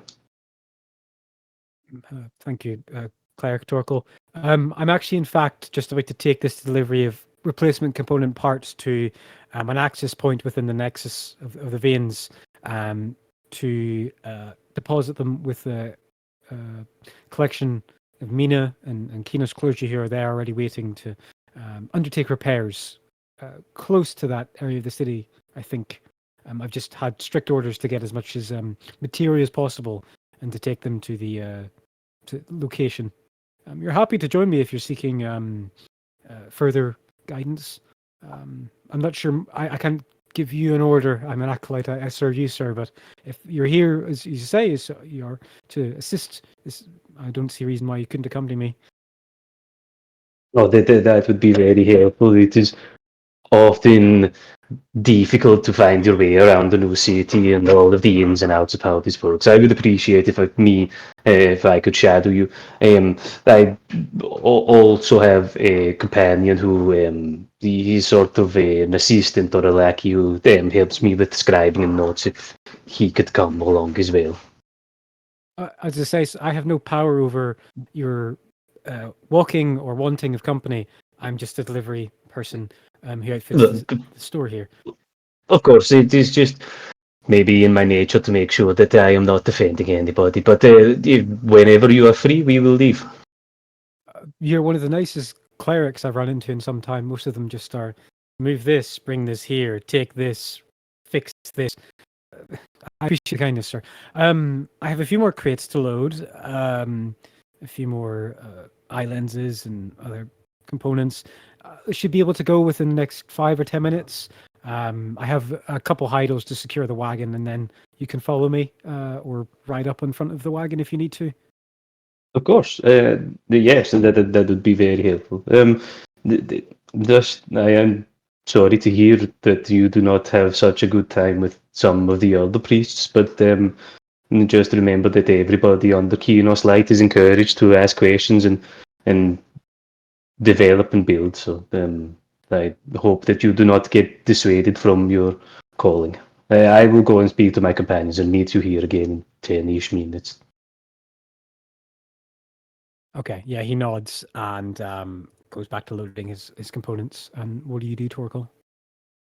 I find my companions as quickly as possible, and I say, there's a guy who is going to be going underground, and we should probably follow him. We can. Wait, are all of us allowed to go? It seems that by me simply being a priest of Kinos, I can accompany next to him. We are going to approach a nexus where there is to be acolytes of Kinos and Mina. At that point, maybe hang back, but until then, I think we can all walk alongside him without any issue. Ah, very good. Okay. Yeah, happy days. That went much better than expected. Okay. So, you just want to follow him, yeah? Yeah, basically, like, we'll walk alongside the Heido. I'll stay in conversation with him if I can. Just small talk, basically. But yeah, we'll try and follow him. We'll walk alongside him until he gets to wherever he's going. Okay, very well. I want to make sure. I want to pay particular attention to. He's taking a wagon with repair parts down into the veins of Mina. I want to make sure that I fully understand how we are going to get through the veins of Mina with these repair parts without getting set upon by the automata. That's the most important thing. Yeah. Okay. Agreed. All right. Sure. So you want to ask him about this, like, oh, how do we ensure safety when we're there, kind of thing? No, we're observe. Observe. Oh, I see. Yeah, either or, because he's taking the wagon and we're going underground with him, right? Correct. Yes. Yeah. So like once we go underground, I want to make sure that I'm observant to see if there's anything he does or indicates to us that I then can ascertain is the process for him being protected or being able to walk around here freely without being accosted. And if I feel like there is a position where I can ask him about it, I will. But yeah, observe first, maybe ask. Okay. Then. Okay. All right. So what's the rest of the party doing if you're following? I take it Thoric is accounted for because he's following Torkel. The other two of you, how are you making yourselves known following along, or what are you doing? I'm going. Oh, is it? Hold on. Sorry, Sean. When you were referring to your compatriot who's with you, were you trying about? When he said that there was no reason that we couldn't walk that I couldn't walk alongside him because he has no ability to tell me not to. Okay. I just took that. I think that means that we can take everybody, but when we get closer to the Yeah, once we get the to the nexus more bits point, where they want. yeah, we'll probably have to. You guys will probably have to hang back. All right. No, And I'm happy with that. when it becomes clear that Torkel's plan is working, and he's like talk to this guy, and the guy's like nodding or whatever. I see this, from the. I'll find a place where I'm not being observed, and I will change my clothing into clothing of the god of Kinos. Mm-hmm. So I look like one of them, and then I'll take my wig off. Okay. And very well. put it in my backpack, so I people don't recognize me from my luxurious curly brown hair that goes down to my shoulders. Now I just have like a buzz cut and elf ears. Okay. Yeah, probably not going to stand out. I might because it's elf, but people won't Yeah. recognize me. Okay. Yeah, if it sounds like we've got permission to at least meet up at the Nexus point. Obviously, then I'm happy to travel up to that point. We'll see how it goes. Okay. So, you follow, leaving from the Worldspan Assembly and reaching through parts of the city which you have not seen before. You head past the Streets of Invocation, past the Matron Manor and the Central Station of Justice, this massive, complex city prison patrol house complex. It's various towers and imposing walls and signs of tier all around it. Heading forward to the trade section of the city, into the kind of area known as the Precious Griffin Quarter, you see various businesses highly adorned in sail, in prices etched out and increased, like, you know, a couple of times, like price of gems increased from this to this. You see some businesses actually seem to like have boarded up windows, and meanwhile others seem to have a various big queue of people outside of them, be it flower makers, poem shops, a whole mix of some businesses that are doing well and some that aren't. And you can start to see the port section of the city where various galleon supersized structures of ships, none of you of which have ever sailed before, are in the bay waiting to dock, and the complex system of dismissal and approach. And you head to kind of right very close to the port section city itself, just above the Emerald Hearst, this section of forestry, massively maintained between, it looks stunning. And as you kind of come around the street, it's just a simple business street, you know, various people walking along. You see two individuals as you approach. You see a priest of Kinos, very similar to Torkel in appearance, human again, and you see a dragonborn person in light robes, wearing the kind of gold lacquered appearing robes and fine hat of Mina, of like a dual-sided coin emblazoned on their robe on the front, and they kind of have this like merchant's hat. They seem to be a blue-skinned dragonborn, and the wagon approaches them. The priest walks over towards him and looks towards you, seeing as you're a hierarchy, and he says to you, Torkel, "I didn't know we were going to get assistance on this. It is appreciated. How may I name you, Master Dwarf?" Thank you for the hospitality. My name is Torkel Gundamundsen, and I have been requested to assist with some of the repairs to the damaged automata in the Liberty Corner region. He nods. Thank you very much for doing so. Prixo, take the cart over there, and gestures towards where the Mina clergyman is standing. And you see that there's this circular dais emblazoned on the floor. And he rolls up, and as you hop off the wagon, he rolls up. It's about maybe 25 feet in diameter in the open street in this kind of area, and there are various people watching, like enthusiastically, and some kind of taking note. The priest of Kinos looks towards your troop, sees the Mina robes of Hendrik and Thoric and Orly and Lyranok. Are they to accompany us as well? A bit uncouth to have outsiders assist to such duties. The large one is a close companion who records basically all of my toings and froms.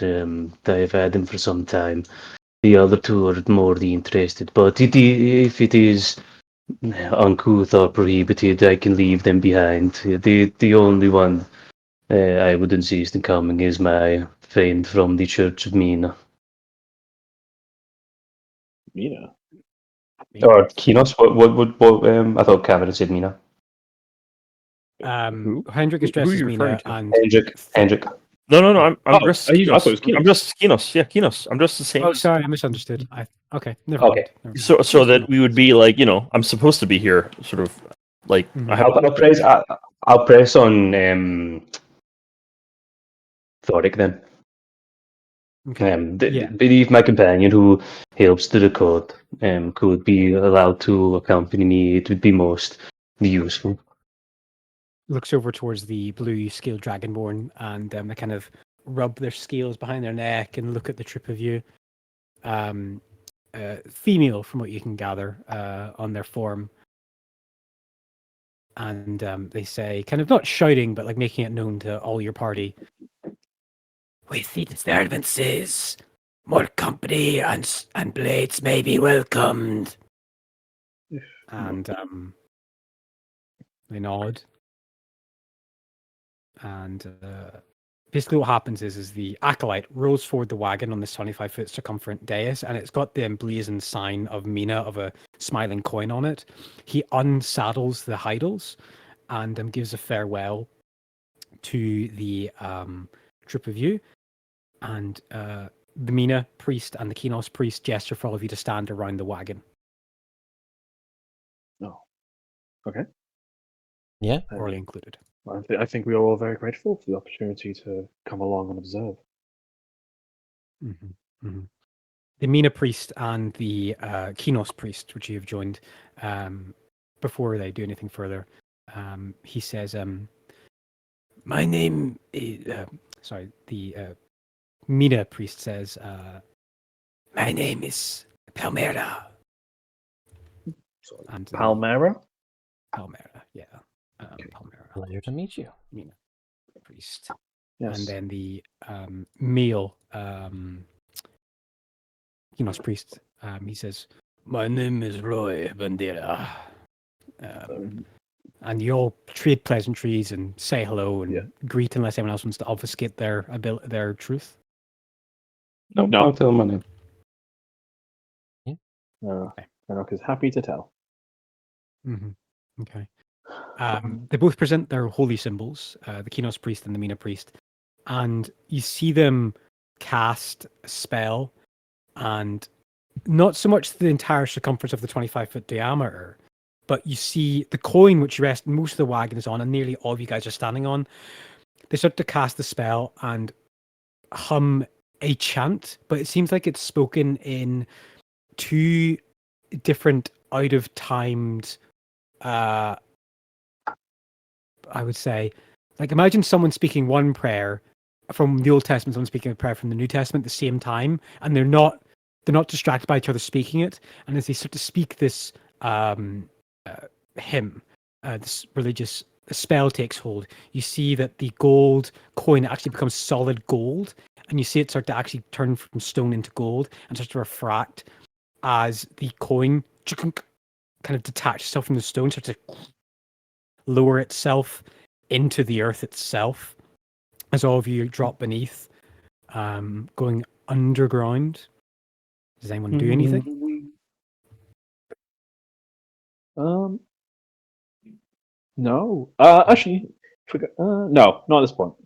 I'll have my new journal out and my pen and ink because I'm meant to be the note taker.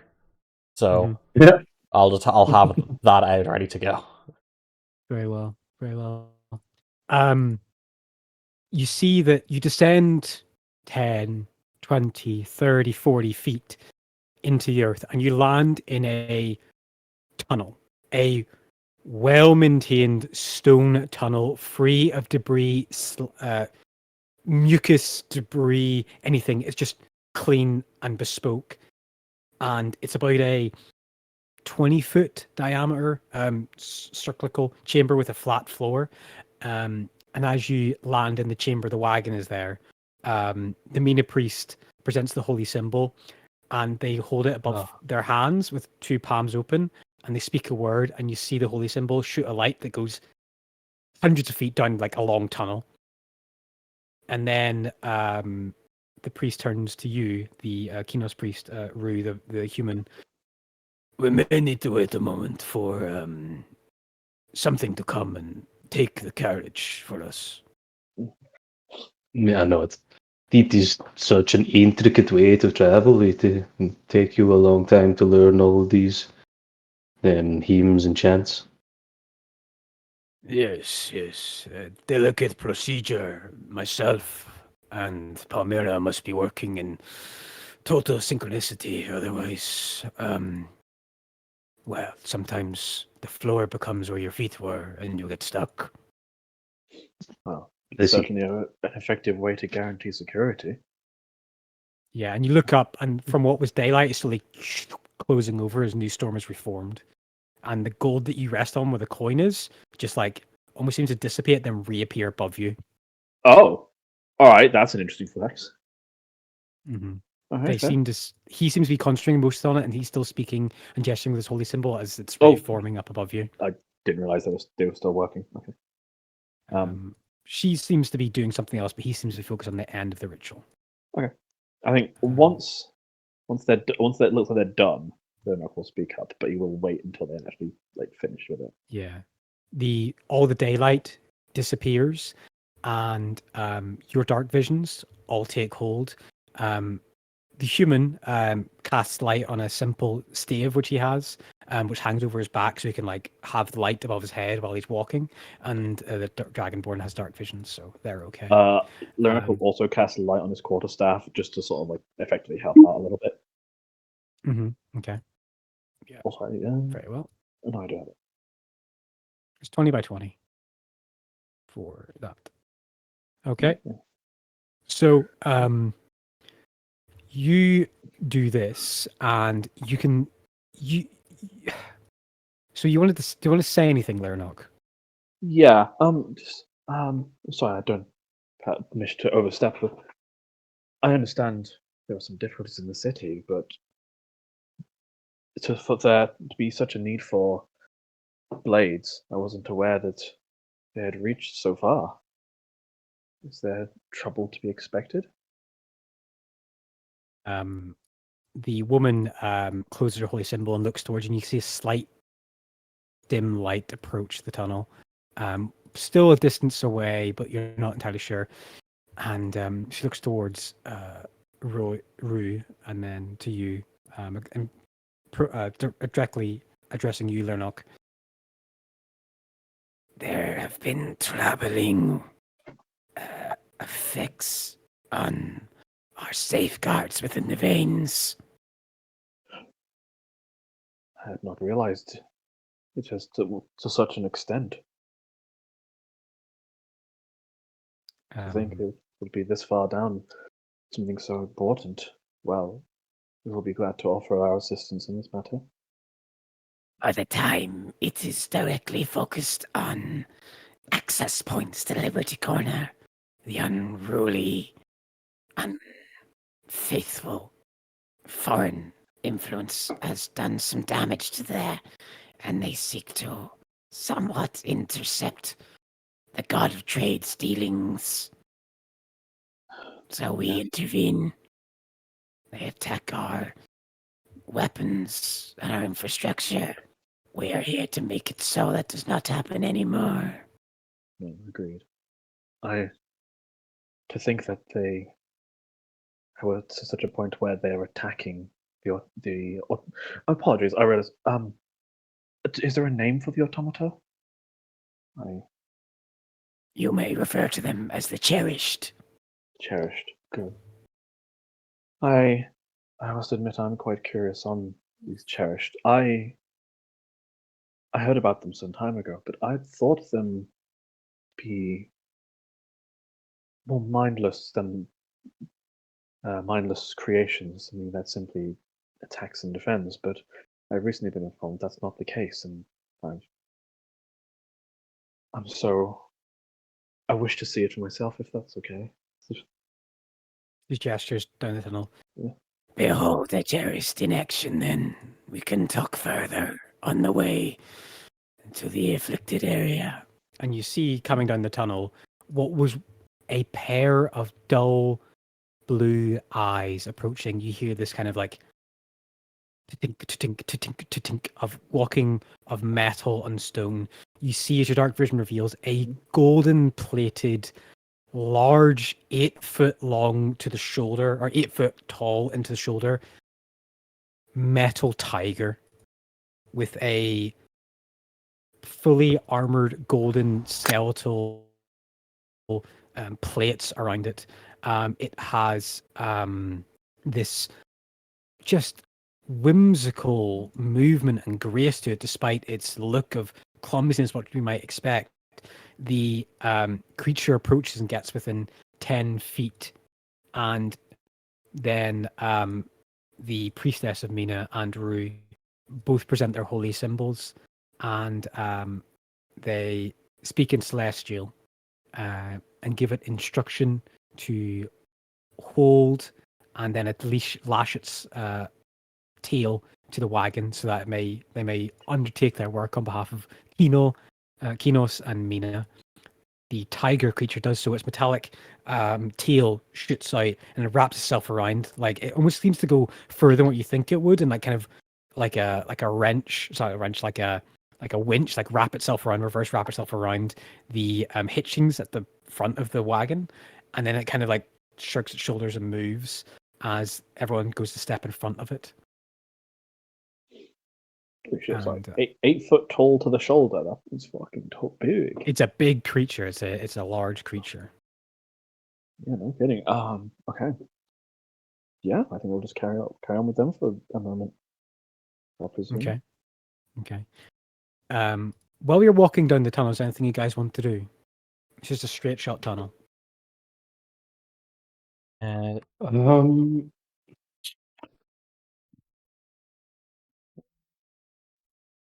So I'm kind of assuming we're going like south to southeast. Yeah, roughly? from what you gauge of what the tunnel direction was in, yes. Because I think if we're heading over to Liberty Corner, then and we were in the Precious Griffin Quarter. Sorry. You in the Precious Griffin Court. There is a marker Yeah. on the map. Yeah, of that's the what I was entrance. thinking. I remember you. I heard you remember. I remember hearing you say it. But I wasn't sure if that's what it meant. Mhm. Yeah, I did put it on the map actually. In fact. Yeah. Okay. Yeah, I imagine we've been walking for a little bit, but Mhm. yeah, I think we're not my. Assuming he's not getting the reading that they're being annoyed by him, he'll be chatting with them. Yeah. It's a Yeah. bit I mean, they make friendly conversation, but there are also people who are at here to do a job. work. They're here to do a job, and they enjoy talking to an angel, specifically to you. Yeah. And they're talking about current events, like, it cost me 2 silver to buy a loaf of bread this morning. This is the 4th time within this work week that we've had to come down here and fix something. And they seem to be getting further and further from Liberty Corner. They're getting further into the rest of the city. Into the veins, yeah. Yeah. Okay. Interesting. And you, Torkel, what are you doing during all this? I'm just observing the the workers as we're traveling along with the tiger. We're being assisted by the automata, but I'm not necessarily sure that it's I've. behind you as well. Yeah, It has a I'm not name now. necessarily sure that I've. Oh, sorry. Apologies. The Cherished. cherished. But I'm not necessarily sure Torko's been able to pinpoint. I'm assuming it was the golden light that goes down that called them. Yeah, so their holy symbol, they basically shot like Yeah. some message or call sign. You could make an Arcana check if you wanted. Or religion, or just Arcana. Arcana or religion, I'll say. Yeah. Okay, here we go. Oops. Is that? Oh wait. So it's No, with advantage. religion was okay. Yep. 14. You probably divine it as a sending spell given form. Ah, right. Okay. Mm-hmm. You walk for a period of 10 or so minutes without trouble, and Torkel, you're actually the first to hear it. Down the tunnel, with your dark vision of 120 feet, you do start to see like a stairwell start to descend, like a sloped stairwell, about literally like 110 feet. As you get close, because your dark vision is the furthest and your past perception is the highest, you do hear the clanging of metal, of scraping of stone, an action and movement. You hear it down the tunnel ahead of you, further past from where your dark vision can see. What do you do? I immediately inform the my companions and the workers that I can hear something bashing about further down the tunnel. I am not sure if it is normal. I can already sense it. I don't need to use tremor sense. Wouldn't help me in any way. Not at this moment. Locating It's definitely specifically. further past than that. It's like probably 200 feet in front of you. 200 feet. Okay, yeah. Yeah. I relay that to I forget his name. The is it Roy. yeah. Was it Roy? Roy, yeah, Roy. Roy Yeah. is the male. Was the male human. Palmyra is the female dragonborn. Mm-hmm. Mm-hmm. Yeah, correct. Mhm. When you describe that you hear action, they just break into like full dash, like to run down it. They don't give the signal to the creature to run, but they tell it to follow slowly. She gives a command to the Cherished to follow slowly, as all of you have to run down the tunnel and rush. Shit, yeah. And all of you Yep. go. Absolutely. Yeah, 100%. All right, excellent. What you see before you is you run out into a stairwell opening out that can slope. And as you run out, you see two open doors directly in front of you. You see a very similar sized creature getting pelted with crossbow bolts and arrows. You see a mantis creature with blades and eyes getting pierced by multiple bolts. You can see humanoid shapes moving in this great hallway where there are cast lights and various shapes of moving of humanoid.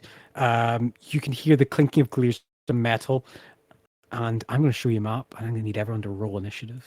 Oh, good. I'm fantastic at this. It took me a fighter to fight. My God. Oh, inconceivable. Everyone can I see the don't map, think you know okay? what that word means. Oh, just Here thank to- you for that. Lyrics just here to But yeah, that is very firmly stuck Oh, in yeah, my actually, head. sorry, I was I playing with have- some other friends, and we kept making the joke. Sorry, I have. love that I movie. need to see this.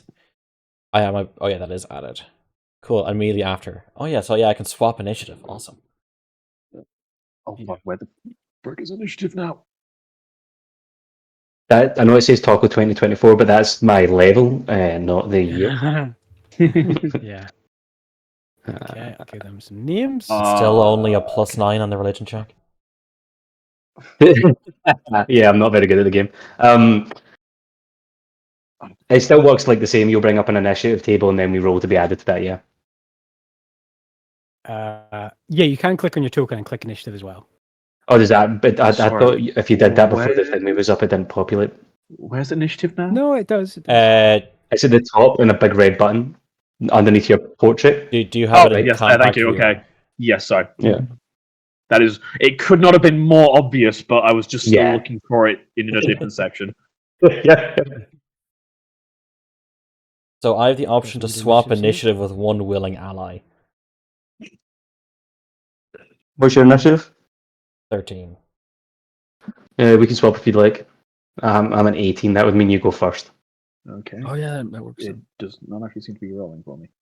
And it's better for me to go behind people to give support than Okay, it is to be the tank. So if you want to swap, we can swap. Mine does not seem to be rolling actually after all that, so I'm just going to do it manually. What is wrong with your sheet, Toxic? I've just turned on the combat music. There it is. Yep. I'm still at -1. Oh, good. Is this what it felt like fighting with Korgak? Yeah, it is. Okay, so Holy fuck. everyone can see the map, okay? Everyone can see their Yep. tokens, okay, and things. All right, okay. Oh yeah, now you have everyone has dark vision. You don't have to mess with light, do you? Not really. Well, Leonok doesn't have dark vision. Some of you guys are casting light within this chamber. I had dark vision, but I was just being polite to the human. Yeah. Oh, I okay. didn't know what Thanks for- channel was on. Is Thanks for telling us that from your fish games. helmet on? What the fuck's going on? He's Oh, put his it's back helmet now, on. it's back now. I didn't touch anything! Anyway, we're playing. I think I Really might need well. to just completely replace the Before heads there. before It's- combat that's- starts, Fine, dude. before combat Mhm. starts, Thoric, do you want to swap initiative with anybody, or does anybody want to swap initiative with Thoric? I think we're Torkoal, do swapping. you want to swap? Yeah. Cool. So I'll be 18 and he'll be 13. Yep. Very well. I know this makes initiative a little bit more So- complex. I'm sorry. That's okay. It's honestly really easy to sort out. Okay. There are two humanoid figures which actually act first in combat. They rush forward 30 feet, and they are going to. I'll make these rolls known in the public. They're going to attack some creatures within the chamber. So they're going to make a couple melee attacks. They're going to make 2 attacks with their rapier for a 22, which hits, and an 8, which misses. So 22 hits for 5, and they make a melee dagger attack for 23, which hits for a 6. That's a total of 11 points of damage. You see, well, you don't really see, but there seems to be basically some individual is attacking a metal component. You can hear like shouts of "You've got to target them in their joints" and stuff like that. Like, I'm trying. Like various combat shouts. I don't think they're resistant to anything. No, they just take the full damage. So they take 11 points of damage. Like that someone's creature was hurt. attacking The constructs. second one is going to move here. And they're going to do the same thing, rapier attack, to rapier attacks for 20, which hits, and a 23, which hits, and then a dagger attack, which hits. So that's a full 8 damage on the first rapier attack. No, and then let's just see. Yeah, they bring down, you hear a clatter of automata, and components fall apart as one of them is brought down within the chamber. That is their turn. Thork, it is your turn.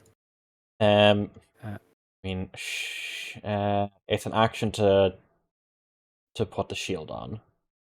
I would say you would probably have the shield ready as you're running down the hall. You sure? Yeah, I'm absolutely sure. I think your instincts as a fighter would tell you to do that. Okay, well, I'm going to move 30 feet anyway. And are these doors open or closed? They're open. Yeah. You can see Okay. directly into the chamber. And so this thing I see in front of me, does that share That's a similar mantis, which is designs? It's sharing exactly similar designs with the tiger, and you see this getting pelted with crossbow bolts. Okay. I'm gonna rush in. Good luck, everyone else. 20, 25, 30. I want to dash 30 then. Sorry, didn't mean to do that. No, ignore that. And that is going to be my turn. Okay. Sorry, just before to interrupt. Is my mic okay now? Or Yeah. Yes, Mhm. it is. okay, cool. So I carry on. Okay. Okay. You see an individual, Thoric, as you rush into the room. He is in full plate mail, clearly dressed as a mercenary.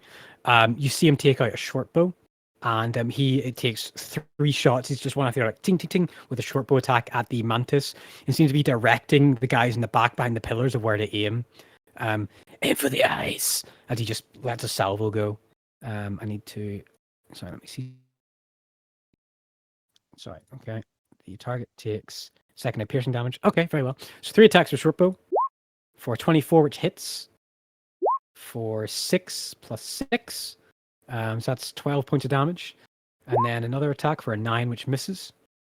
And then his third attack for a 9, which misses. So one arrow does reach in and hits for 12 points of damage, as it actually hits like a barren spot where the eye once was, and sinks in, damages some material. You see the Priest of Mina and Kinos kind of like look at and worry at each other that these Cherished are being damaged so heavily. So, and that was his turn. He does briefly move 30 feet here, or 25 feet there. It is the veteran's turn now with Torkel next. And this one here should be there. And they are just going to all take out the heavy crossbows. And the 4 of them are all just going to fire at the big mantis creature in the middle. Actually, Question. Yes, Does that mantis creature count as an ally? it does. Okay, cool. It would for the moment. So heavy, yeah, I'm just going to say 4 attacks, because it's the biggest creature and their boss told them to attack it. So 1, a 9, which misses, an 8, which misses, a natural 1, which misses, and a 6, which misses. So they actually do all impact the armor, but the plates which they all hit on just shatter the bolts, and the metal heads go flying off. You actually like have to kind of defend yourself as one is ricochets and nearly goes into your foot, and you lift up your shield. The mantis doesn't seem to be worried or even taking stock of its form. It's just a combat machine and does not seem to relish in the fact that they missed or did not damage it. Torkel, it is your turn with Hendrik up next. All right, so there's a lot of fighting and shooting going on ahead of me. Mhm. I am going to do my best to move. I think my movement is this much. So I'm going to move there. 5, 10, 15, 20, 25. That opens up this guy to be seen. So I will What should I cast? Okay, so I'm just going to roll Ori's initiative. I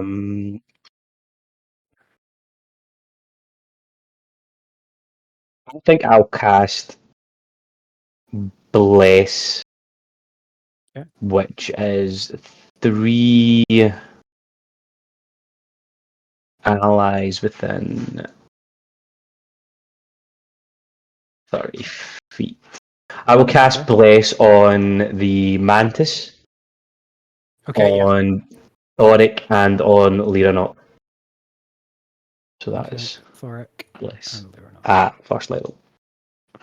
Okay, very well. Yeah. Because remember, you're still under the effects of a bless spell for the next couple of hours. Next half a day, basically.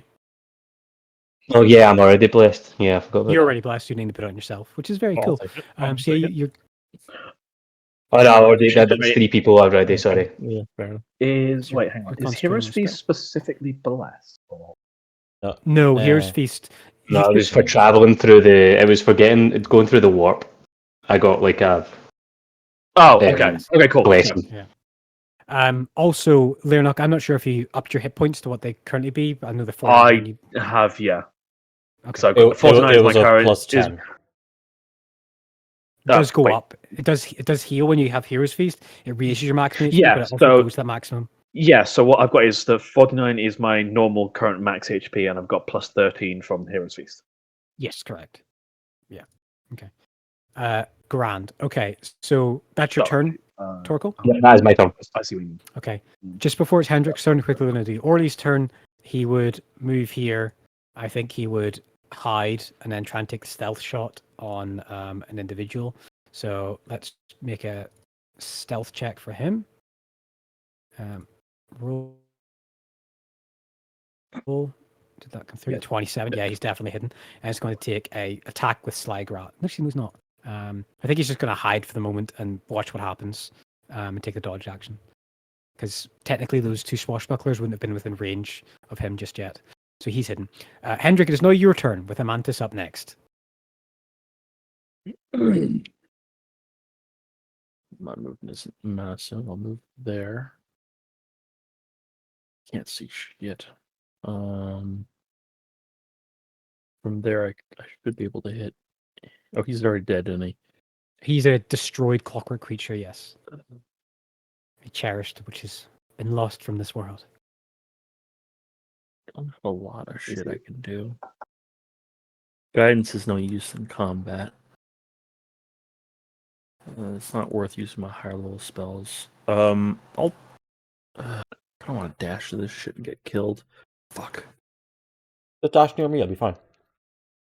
DM, I will dash. I've moved 25. So from there, I'll be able to move 30 more. That's 10. Mm-hmm. And there's pillars here. Yeah, you can get cover behind the pillars, yeah. Then 20. Move here. Okay, cool. I'll move here. That'll be my turn. Oh, God. Okay.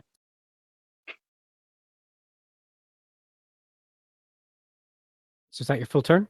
That's my full turn. I'm done. Okay. The Clockwork Mantis. Oh, actually, I will Yes. say, as a free action, I will just yell out, keep one of them alive. As an Okay, order to my very well. companions. This cherished here, judging that this swashbuckler here is the most immediate threat, it's going to move here, just beneath Thoric, and it has this it's heavily damaged. It's bloodied condition. It's heavily damaged, and it kind of does this skittering move but it's missing a leg, and it misses like a skitter and kind of scrapes across the floor, and there's that kind of shearing of metal as its belly drags into the floor, and then before it rights itself, and it's going to stand up, and it is going to make a multi-attack with its serrated blades against the swashbuckler in front of it. So serrated blades for a 15, which I think misses the armor class, misses. And then a 11, which misses. So I need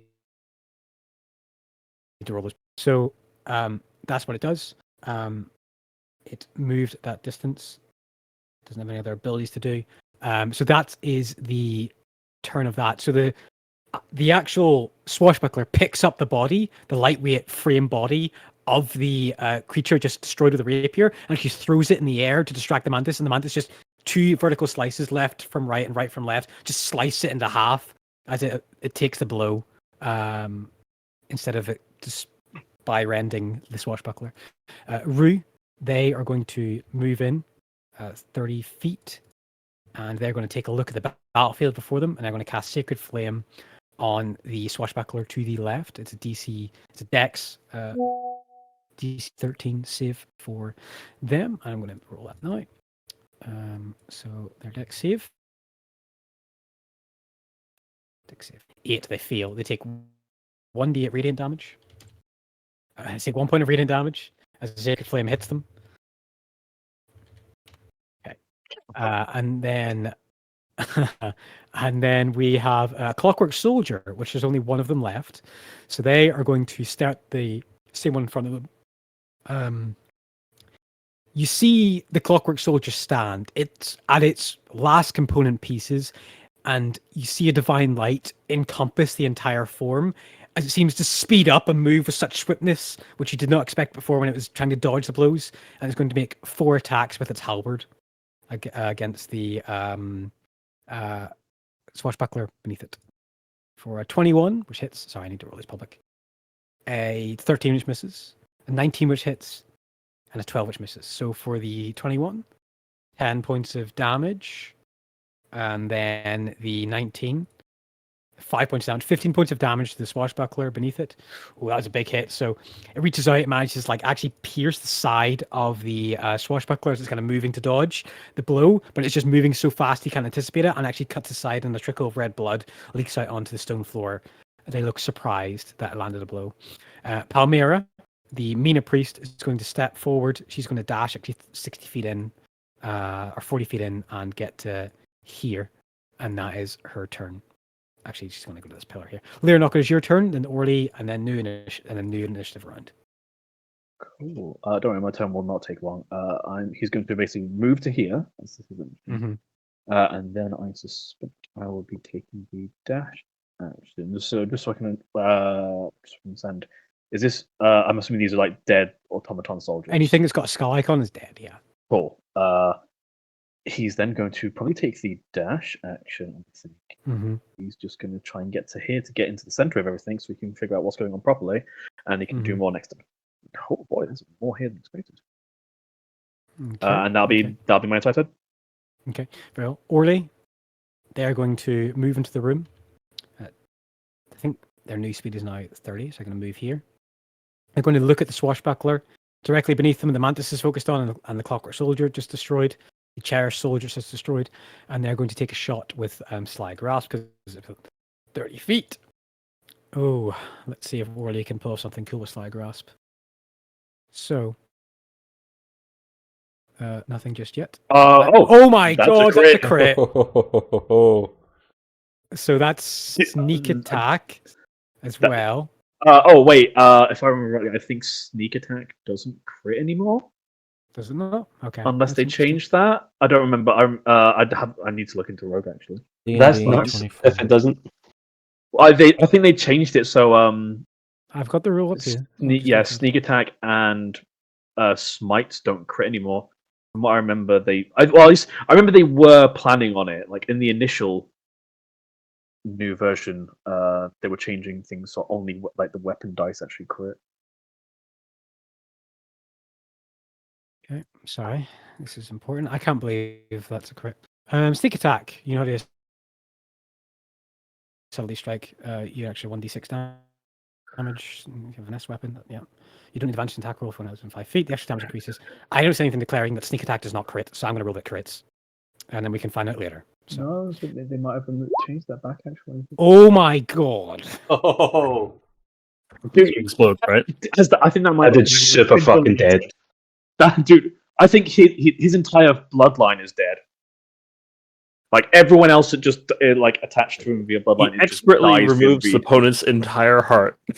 You watch as Orly slips forward, looks at the worried priest, and he looks up and says, "Don't worry, I got this," and aims his hand crossbow made from the Valen monks, aims it directly at the throat of the swashbuckler.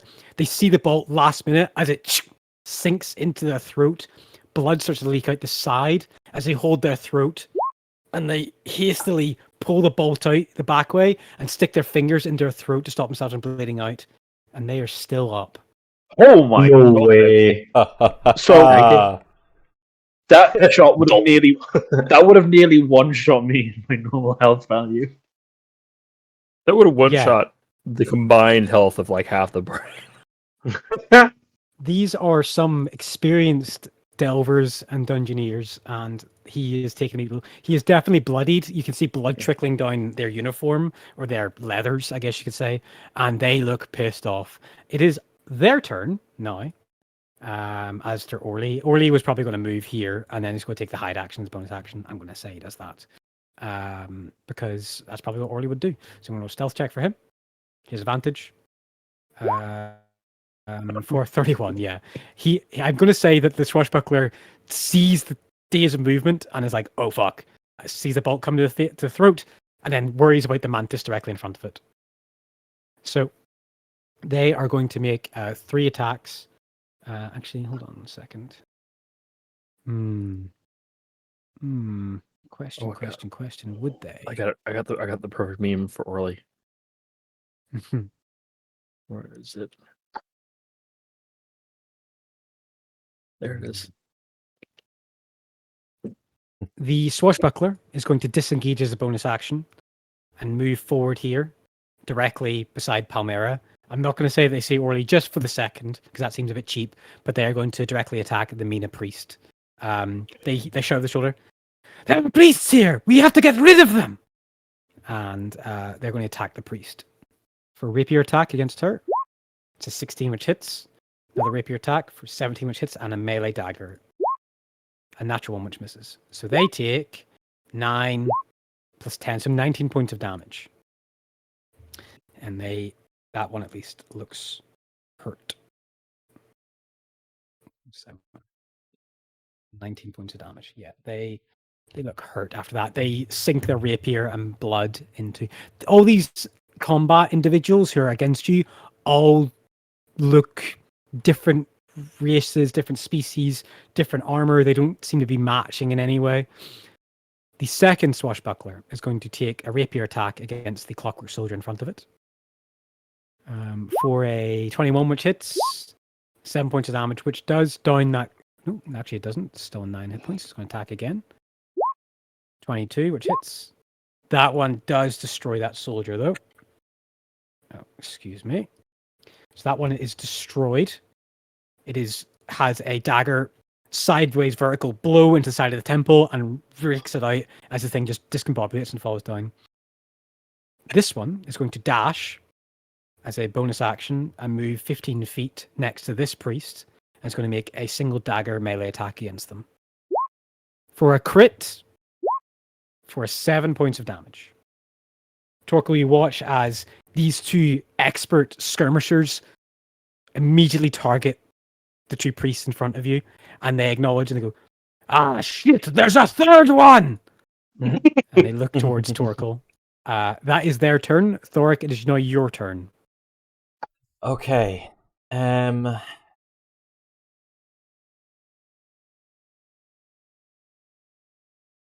Let's see.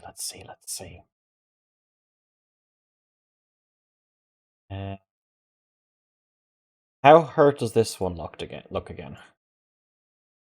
They still look pretty on it. They've only got like a small halberd slash their side of their abdomen. Okay. Well, I'm gonna first off take 5 feet here because I want to see what's going on. And this was the one that Orly almost Crossbow Dr. bolt in the Manhattaned. throat and is still up, yeah. Okay, well that one's almost gone, so I'm gonna move here. And do I have multi-attack yet? You would have at 5th level, you have an extra attack as a fighter. Yeah. It's level 5 fighter. Yeah, there you go. So I'm going to take first swing with I couldn't change the name of it, but it's Shatter Spike. For 14. 14 misses. And second swing for a 21 21. does hit. Yeah. Uh, You want to push them? no, I don't, if that's okay. I'm going to just Yeah, do that's straight fine. damage. So roll the damage. Yeah, just roll that. Click the damage dice. 9 points of damage. Okay. Very good.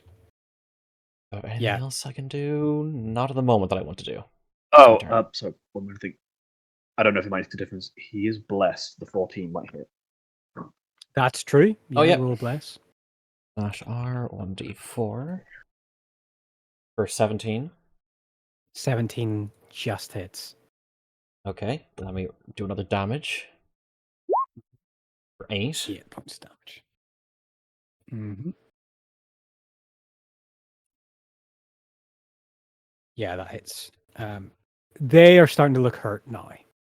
They just peeked over the bloodied condition. They have you roll in the first blow. They use a lot of stamina to get out the way, and you do an upward swing and smack them and break their nose as blood trickles down them.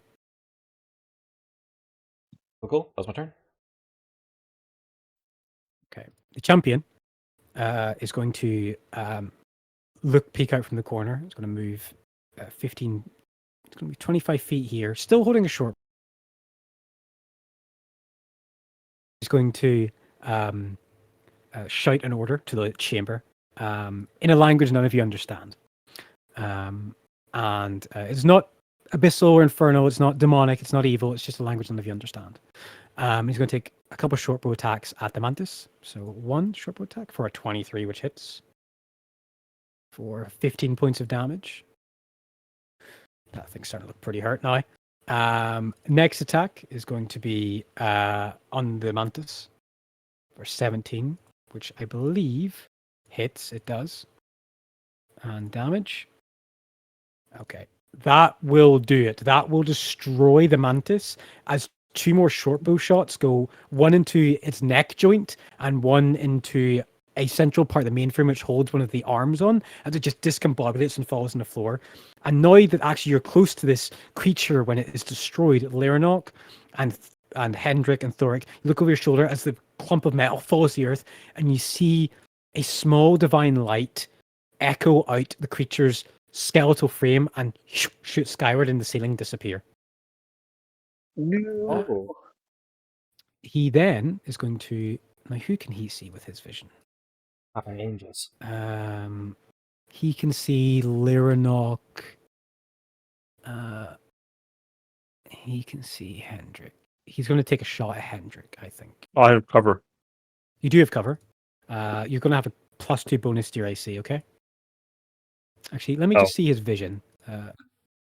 He can see you. He can see most of your tokens. I'm going to give you a +2 bonus to your AC, okay? Mm-hmm. Okay, short bow attack. A 13, does that hit? No. Okay. The arrow, you look over your shoulder. Sorry, this is my wife's Tamagotchi. Look over your shoulder, and you see the guy raising a short bow, and as you go, oh, fuck, he's aiming at me, you duck back, and the arrow just misses past where your hair and front of your face was as it sinks in the wall, like over here somewhere. If I was wearing my wig, it would have hit it. Yeah. The veteran's Sorry. turn. So I'm going to ask gloss over the fact that your girlfriend still has a Tamagotchi that's still alive. Tamagotchis are making a comeback. Yeah. Really? Yep. This guy here That's is a going to blast move from the up. past. Sorry, carry on. This guy here is going to move up to there. This one here is going to move 30 feet to there. This one here, they're going to shift. Basically, they're going to work around the room. That's going to be. Now let's see, which one can this see? What can he see? Enable vision. So he can just see Lyranok. So he's going to take a shot at Lyranok. Okay. Because of the stone dais, Lyranok, I'm going to give you a +5 to your AC. Okay. Okay. So your AC is like something stupid, right? It's fairly high. Okay. Unless I'll it's let you a know. crit, it's probably not going to hit. Easily, if you. Natural Well, one. I mean, it is a crit, not the one that hits me though. That one I'm going to rule because of the height of the actual dais, since it's raised, cannot see Lyranok. Even on the map, it appears he can. Only person he can see is the priest in the back, so he's going to aim at the priest in the back and see if he can hit her. She does have a +2 bonus to AC, so her AC is now 15. Just misses.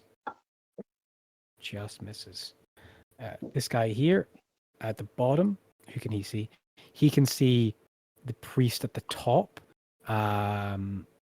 Just barely another +5 bonus to their AC because of the way the covers worked in the raised platforms. So they're going to have a 18 AC. 22, which does hit for 5. Is that the one I'm near? One you're beside, yeah. Can I intercept, please? Sure. You want to intercept. So you reduce the damage by a certain amount, don't you? Yeah, 1d10 plus proficiency. So 1d10 plus proficiency is 3. 3. So just don't roll a 1. 10. Okay. Yeah, you reduce the damage completely then.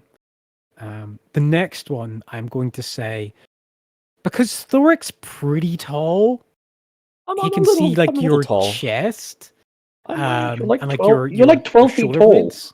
Not He's taller going than to take a a shot kobold. at Thoric with a +5 to your AC Thoric. So probably is not trying to hit for an 18, which misses. Misses.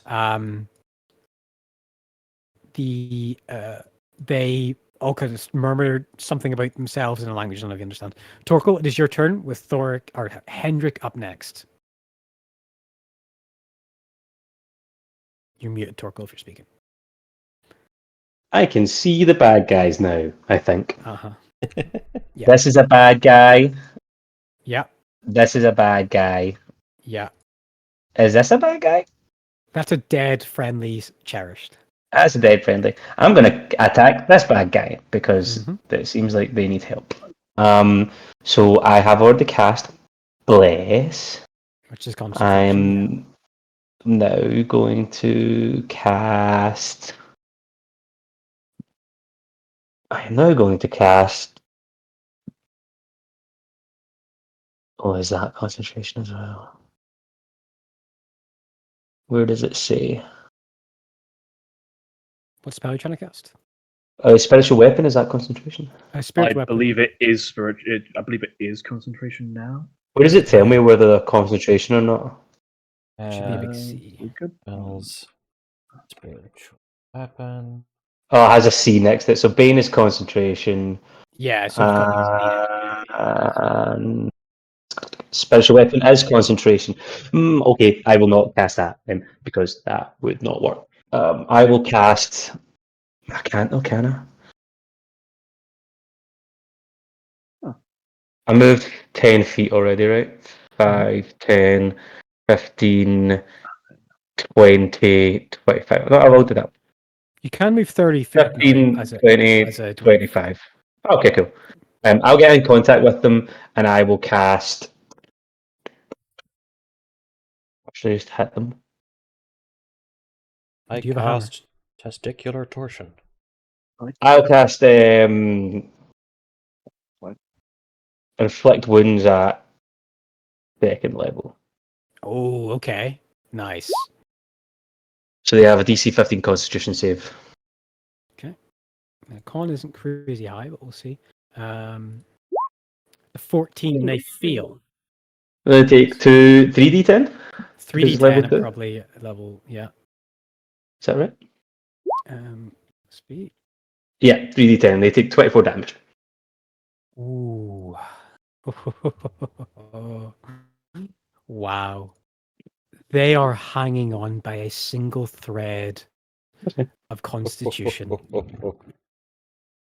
Didn't hear no bell. You reach over as they're just pulling the dagger out of Palmera.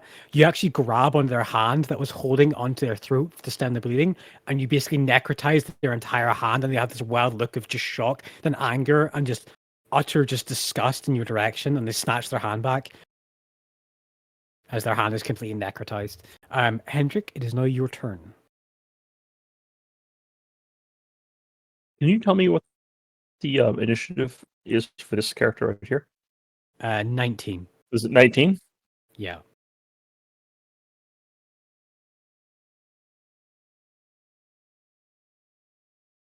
I'm thinking about casting Hold Person, but then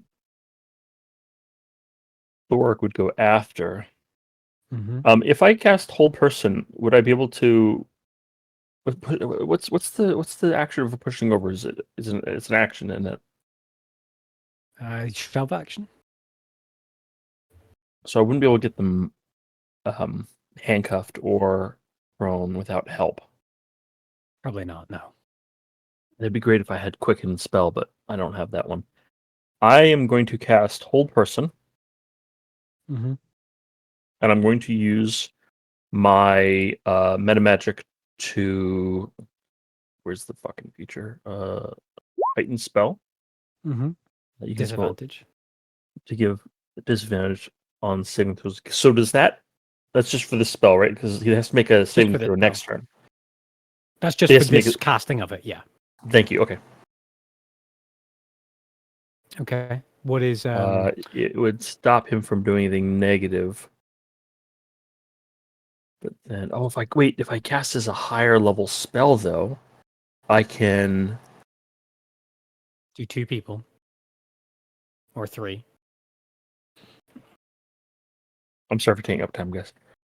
Nice. Sorry. Yeah, don't worry about it. It's okay. Oh, there's no way to cast this as a higher. There's no benefit to casting this as a higher level. Is there not? No. Person. Is there a way for me to? I can't. It says using at a high level, you can target one additional humanoid for each spell slot above level 2. Okay, I'm gonna cast 2 then. Okay, you want 2 whole persons, and I will say this would be disadvantage on both of them since you're casting a spell. Yeah.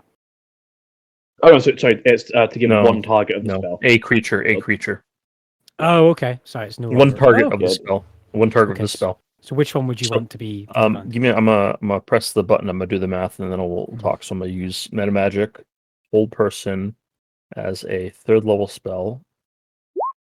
2 characters within. I'm gonna take that spell off. I think 3rd level would be 3 people. So No, No, it's a second level spell. whole person is second level base. Is When it? I Oh, selected okay. it as a 3rd level spell, it actually told me then what the advantage was, and it's 2 people. Very nice. Very nice. So I'm gonna cast it on. Is this the guy who's at 1 HP? Yeah.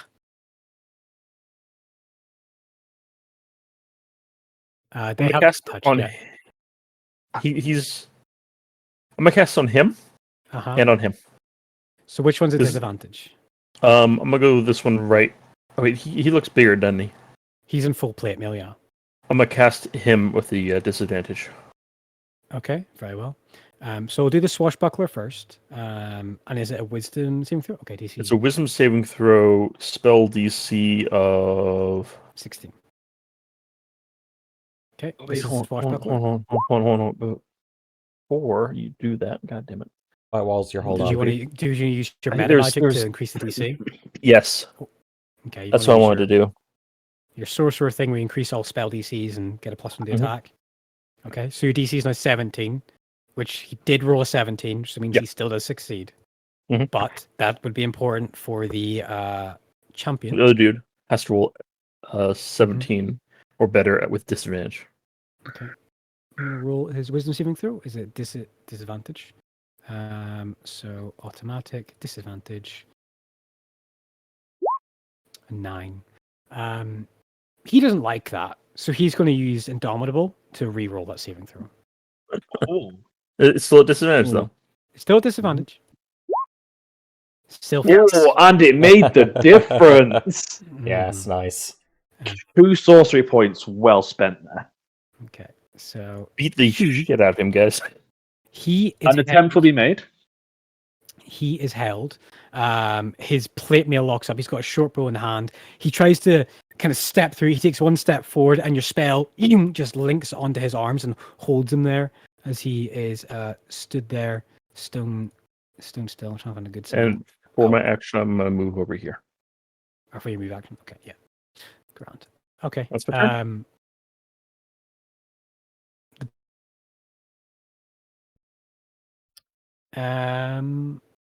Cast Sanctuary on themselves because that's fucking scary. So they're going to cast Sanctuary on themselves, and they're going to move 15 feet back.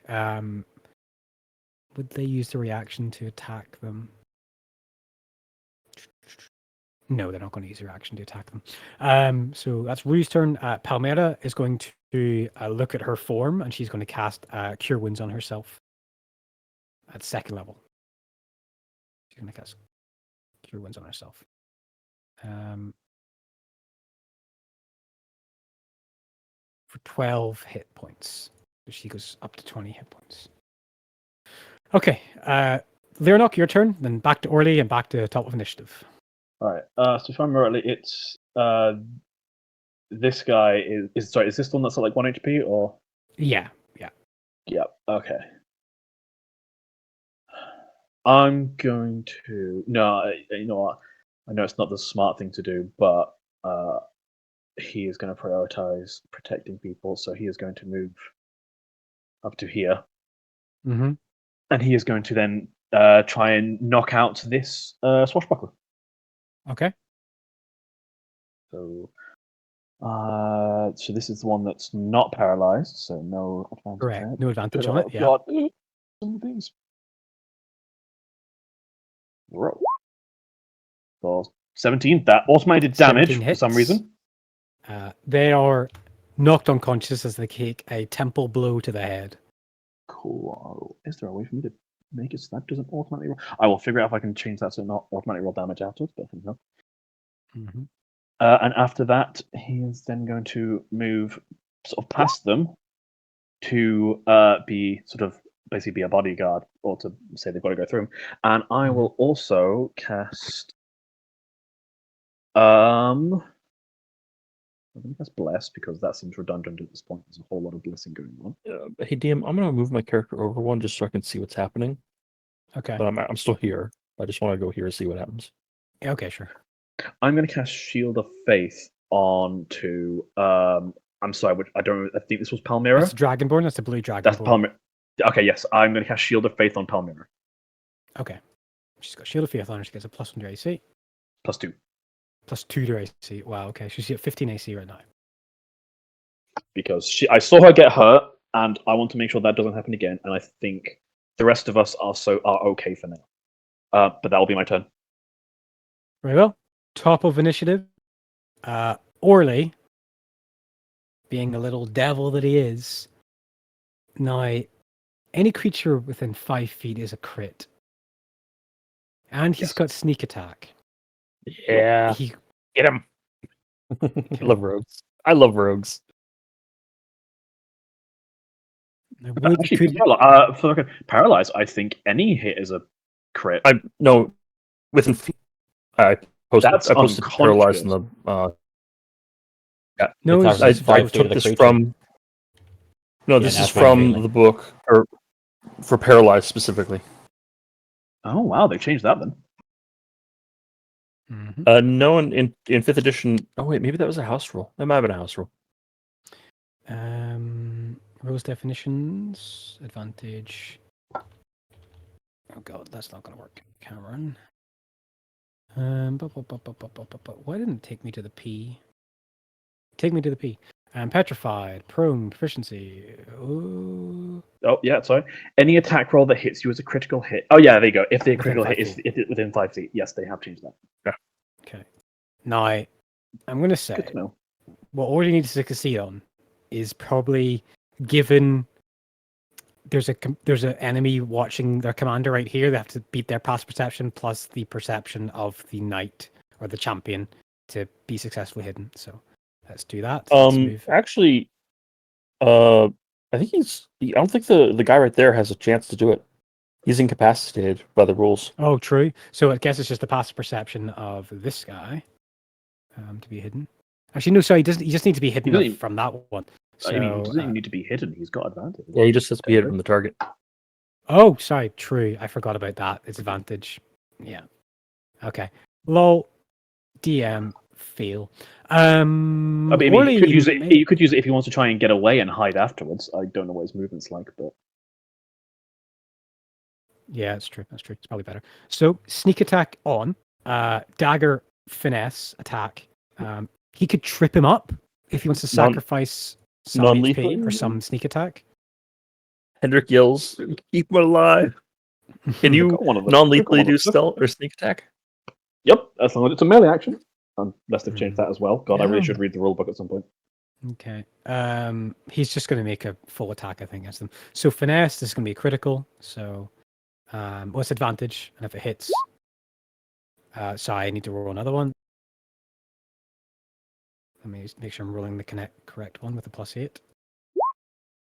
Oh You no. roll the advantage and still misses. I'll do. Can I do inspiration on that? Sure. Let Can me you- roll. Right. Let me just check the rules of inspiration because I actually haven't run Yeah, into this. sure yet. thing. Yeah, we've barely used it, except for stupid shit. It used to just be the house roll, and we never. Yeah, You always kept me held on to those inspiration points. we did. I'm looking. Inspiring smite. No.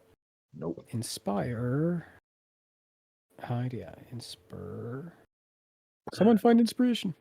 As a rule. Oh no, that's not it. That's Tasha's. So oh god, I'm gonna have to read through the whole book. Let's find it. This is important. It's called heroic inspiration. Thank you.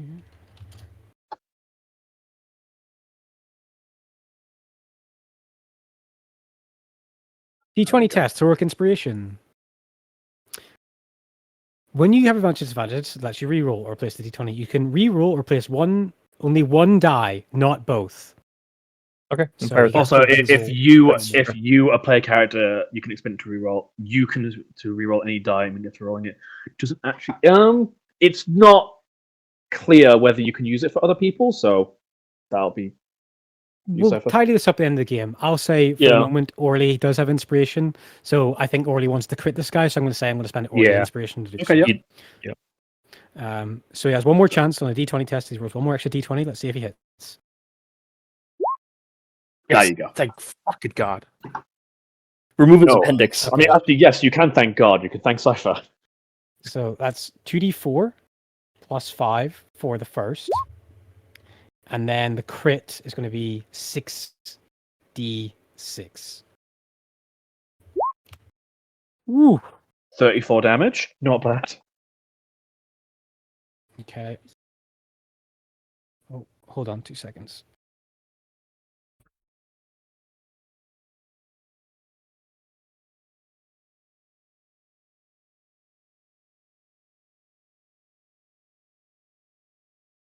What's his weapon? What weapon is? Oh, dagger.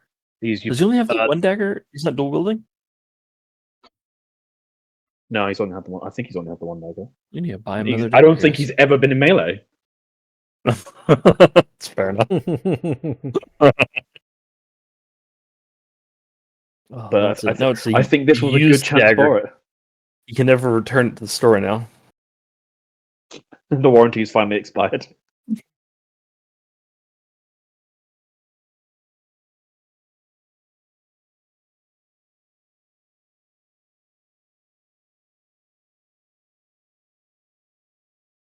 Sorry about that. I need friend was calling me. So that's 12, 22, 34 points of damage. Okay. He still looks okay. But that was a crit. That was a big hit. And then Orly is going to dash to here for 30 movement and move behind there. Okay, that's Orly's turn. You guys will hear me okay? Yeah, I hear you. Swashbuckler. This one next to you, Thoric. Mm-hmm. They're going to disengage as a bonus action. Okay. Do you have any abilities that stop them from doing so? Do you have Sentinel or anything? Nope. Okay. 5 feet. 5, 10, 15, 20. I can't take reaction attacks anyway. They're going to move. Yeah, it's got a tower shield, yeah. He's going to move beside Hendrik, and he's going to make a couple attacks against Hendrik. I miss having Sentinels. First attack, an 8. Second attack, an 8. Third attack, a 22. Does that hit your armor class, Hendrik? Yeah, 22 does, absolutely. Okay. You take 8 points of piercing damage, and you roll a con save, Diminity, and concentration on whole person. Sure. Your DC is 10. God, I feel like I had something for this. Did I? I lost my. Oh fuck! I lost my the other feat, and the feat Mhm. I took was Battle Mage. I didn't add it to my sheet. Warcaster. Warcaster. Warcaster, yeah, because nothing else is really decent. I miss Okay. having Warcaster. I'm missing Warcaster. Yes, you have Um, advantage on the check then, Dimension and Concentration. Con save, automatic. Yes, con save. Yeah. Save. Yeah, doesn't they, matter. yeah, Take you that. still maintain hold person. Oh, Okay. Yeah. Isn't being a sorcerer Sorry. wonderful when you have constitutions? And being proficient in it too. Yeah, being proficient in con is so good. 15. Actually, that's 15. So he's got 15 feet of movement left. He's going to move 10, 15 there. Do you get an attack opportunity against? No, they disengage. Actually, you can. So they move there. Thoric, it is now your turn. Okay. I saw that swashbuckler go and hurt my friend. So I'm going to start off with Remove his legs. Get him. I'm going to go first there, just to see what's what and who's where. Okay, interesting. So I kind of want to stay beside Hendrik so I can protect him. Don't worry about it. I'm fine. Get him. Okay. So I was here, wasn't I? Is it 15? You were there. Yeah. And another.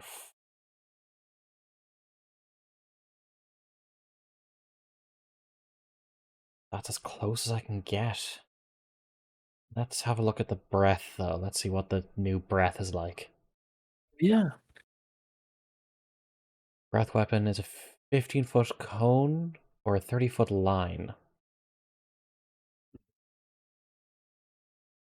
Oh, that's 15 foot. Let's see Cone? this. Yeah. Let's see this effect thing. So breath, frost. Ah. Yes, I want to do. Alright, that's kind of neat. How'd you do that? It's in the On the thing on the effects, left, on the to the left. very bottom is effects. Oh, that's cool. It's just the same thing with different colors. Oh, that's so nifty. I will never get the chance to use it, but it's so cool. So Okay, so it is you a make con save. DC. It's a DC Dex DC 14. An 8, they feel. Yep. So they take 8 damage. Okay, very well.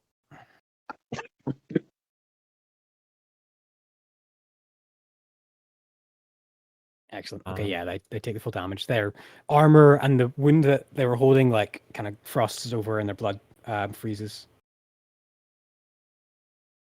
That's my turn. Okay, cool. That is your turn. The champion is up next. They can't do anything because of hold person, so they are going to reattempt the saving throw Wisdom at the end of saving- their turn. Now the advantage doesn't stay, but I think the +1 does. Yeah, the DC would stay, I think. Yeah, So they have to get a 17. yes. So 15. He's going to use his last roll of Indomitable to try and beat this for a 12. No. He is still held. Excellent. Okay. So he's still standing there like, oh god. The veterans. What can they see? They can see Hendrik. That one is going to move out. He's going to move here. I think This it's one just is Move my character back. Sorry. 30 feet there. Oh, So that is going to be 4 heavy crossbow shots against Hendrik. So first one, no advantage, no thing, just regular heavy crossbow shots. I'll be fine. Miss. 6 what's the worst that could happen? Oh, Yep. that stings. at 20. So you take 4 points of piercing damage, Hendrik. Done. Yep. Make a con save, DC 10 with advantage.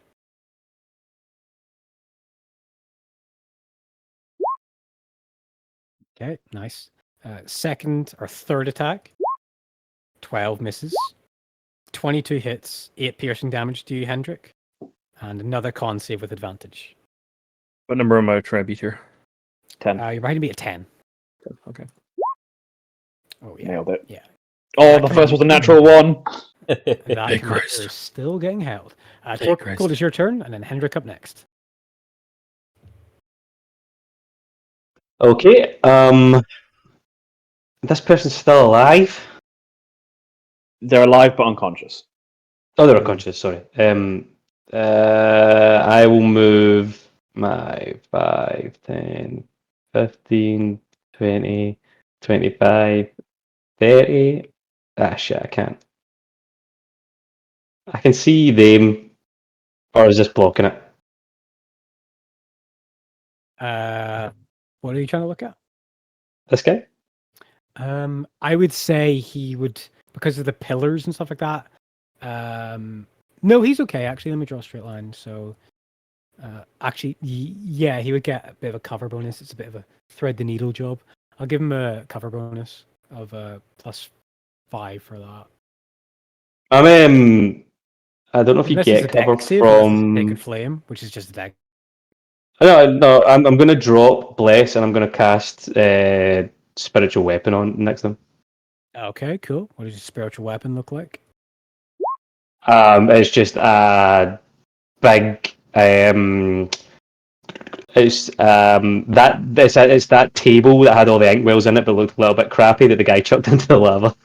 It just appears in the next to them, and I think A spiritual. Oh, that's great. I love that. 25 to hit 25 does it, yeah.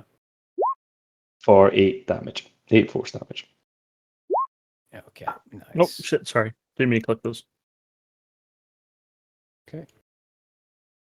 Yeah, he's starting to look hurt now. He gets a blow. The books hit him. Some inkwells, some spiritual inkwells fall and hit the table and clatter. And he's like, "What the fuck is this?" And like looks around, like holding his head. Okay. All right. Hendrik, your turn.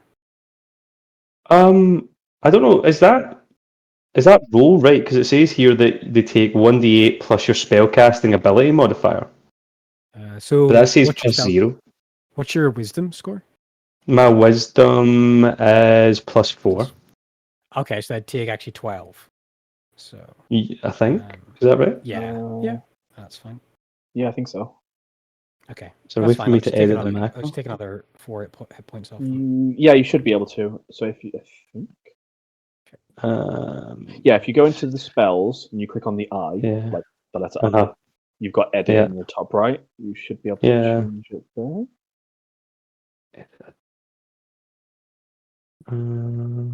I don't have any damage spells. All right. Hendrik, it's your turn. Okay. Yes, sir. I would like to cast Firebolt. Firebolt. Okay. Bolt. At who? I would like to use my Oh, God, my religion thing.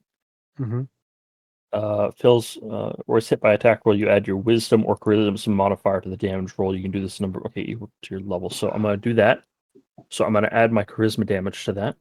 Mm-hmm. And who are you attacking? It has it probably doesn't matter anyways. It has advantage, but it was at him. 14 does not hit. Does not hit.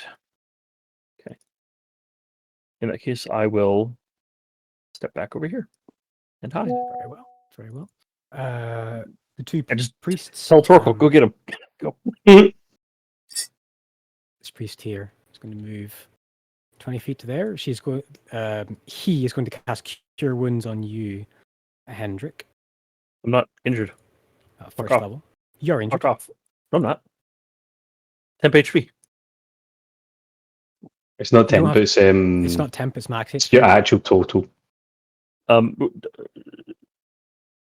Hold on. That's how Hero's Feast. it works. Hero's Feast raises your maximum hit points. It doesn't give you temporary.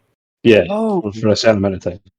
oh shit. Okay, Yeah. I'm sorry. Okay, I missed that entirely then. temporary because of the duration of the spell, but Okay, Yeah. sure thing. Another couple hours. Okay, so he's going to cast the first level. For 10, you get 10 hit points. That's good. Thank you much. The next priest, she is going to move here, and she's going to cast a spiritual weapon. She's going to summon a massive golden coin. That's going to attempt, made of burning hot fire, and is going to attempt to hit the stunned guy. Now, would that crit? The 'Cause it's big bag. the big bag. Spiritual weapon, +5 to attack. His advantage because he's paralyzed. Let me just put this on advantage. Okay, right, and put it on public. Okay, special weapon, attack with advantage on the big guy. 24 to hit. does Oh. hit. Nice. Now, let me just read something. You create a spectral resonance with force appears within range. You make one melee spell attack against one creature within 5 feet of the force. Okay, so it crits because it paralyzed. Because Yeah. So I roll another d8.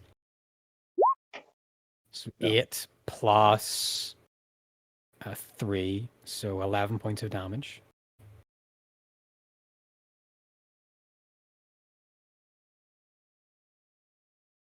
Okay. He's looking hurt. Leonok, it is your turn. Cool. My action is once again going to be very simple.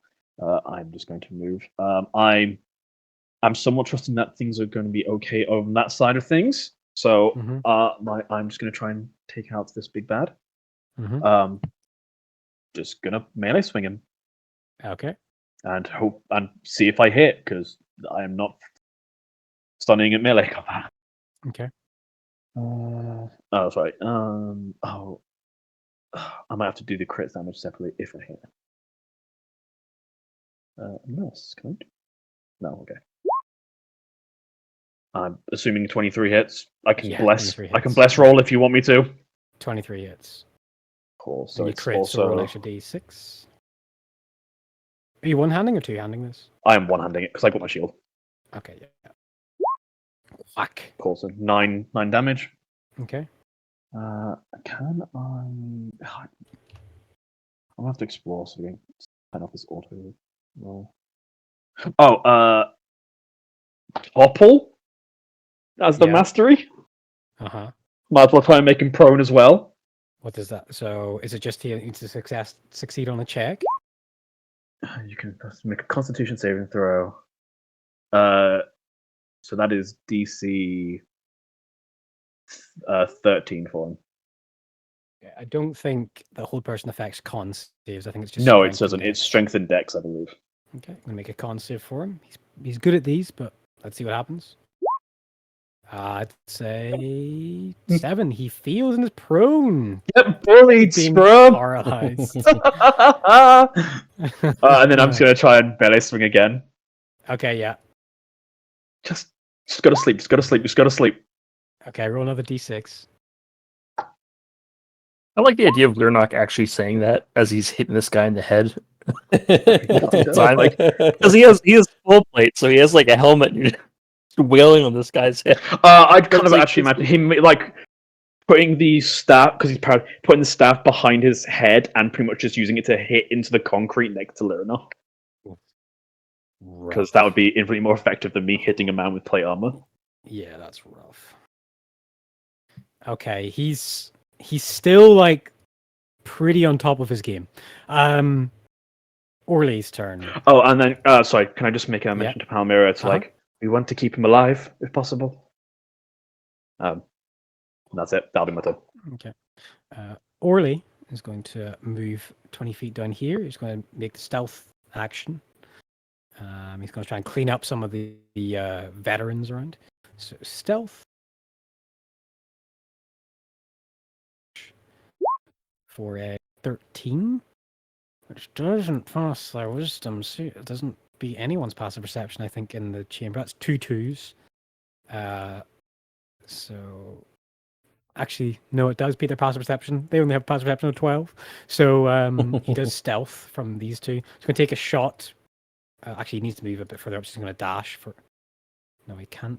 It'd be disadvantage. It'd be advantage. So it's just normal roll. Just normal roll with sly grasp with him. Just normal roll.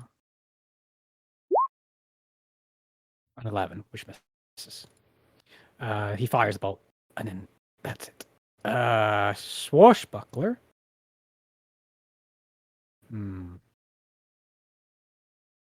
They are going to dash. They're going to run up the stairs. Dash as a bonus action, and then run down the stairs here. I'm going to make 3 attacks against you, Laernok. Did they disengage? They weren't in melee range with anybody. They were melee range with my spiritual weapon. I don't think spiritual weapon. They're not creatures, so they can't. They're not creatures. Kind of. Oh, okay. They- 1 rapier attack against you. It doesn't have pack tactics, so that's okay. So 1 rapier Oh, attack thank against fuck. you. Yep, go for it. 21. That hits. You take 9 points of piercing damage. Ouch. Okay. Another rapier attack. A 16, which misses. Down unless anyone does. And a dagger attack for 13, which Yes. misses. However, I do have to do this.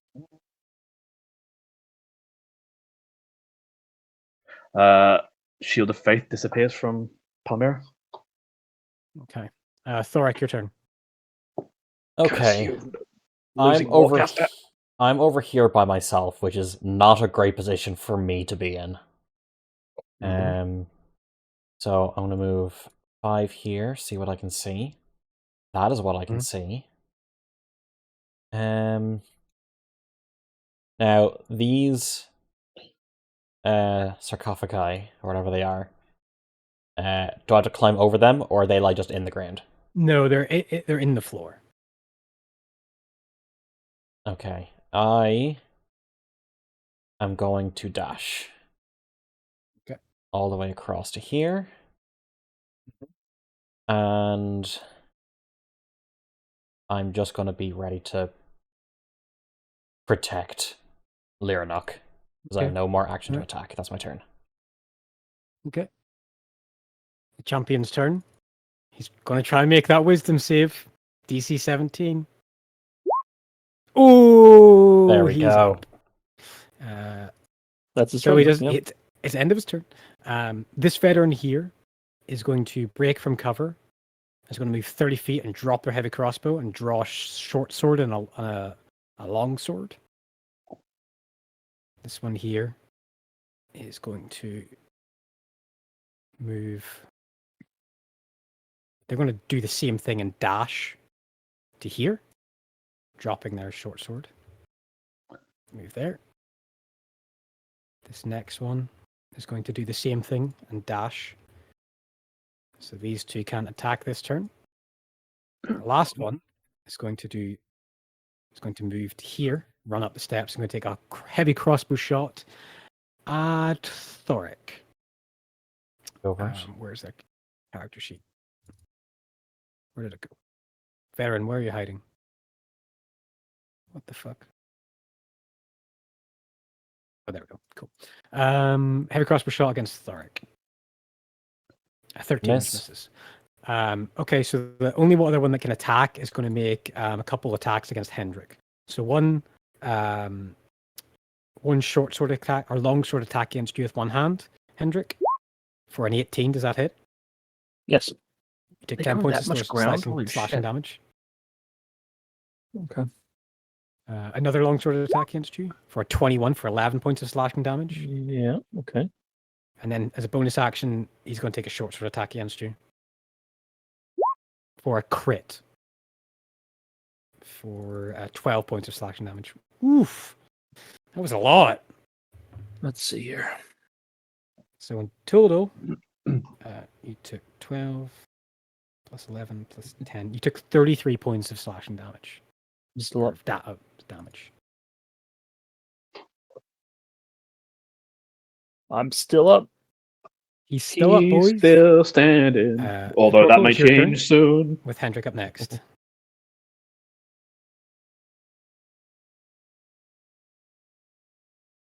I'm gonna cast invisibility. Just run. Okay. Torkel, it is I your could- turn. I could cast. Oh, sorry, that was my turn. Sorry. All right. So this is an enemy standing in front of me, right?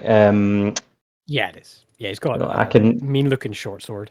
And he like snarls can- at you, and their armor is mismatched and misplaced, but they've got bladed weapons, which are not fun. Move I think you move it 20 my feet. spiritual weapon 5. Yeah, so it can only get to here. Is it not 20 Okay. feet it can move? Yeah, but that's 20 feet, yeah.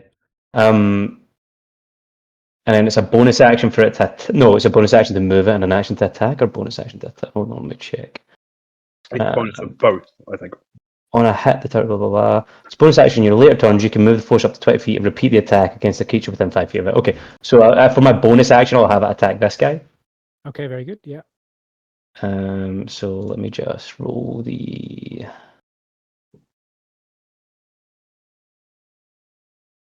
I don't need the Clockwork Mantis character sheet open anymore. It's fucking dead. Oh, it's only a 10. Imagine that misses. 10 misses. It strikes against off his armor plate on his back called Grakbreve. And then if I make a ranged spell attack from combat, it's a disadvantage, isn't it? Because you're within 5 feet of a combatant, yeah. Yeah. So I will cast Guiding Bolt Mm-hmm. at disadvantage. On this guy that's surrounded by everybody. Yeah.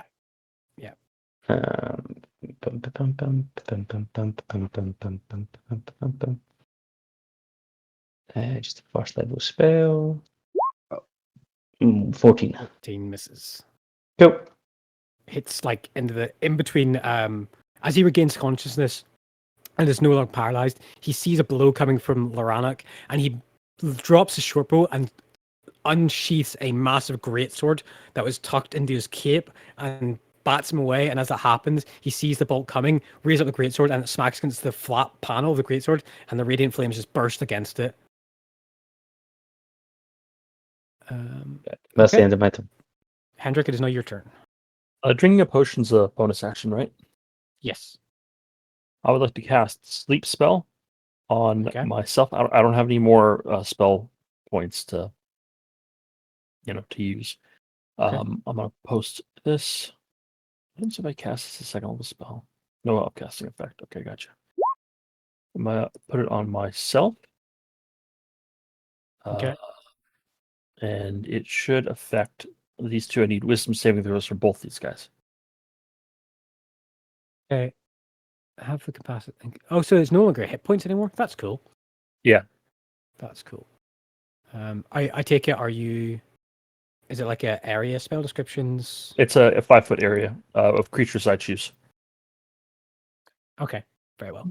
I don't know why the spell uh, description's not showing. But... Sorry. So that's a 2 and an 8. It should be showing the description, but it's not. I'm not posted here. Okay, good. They're both unconscious then.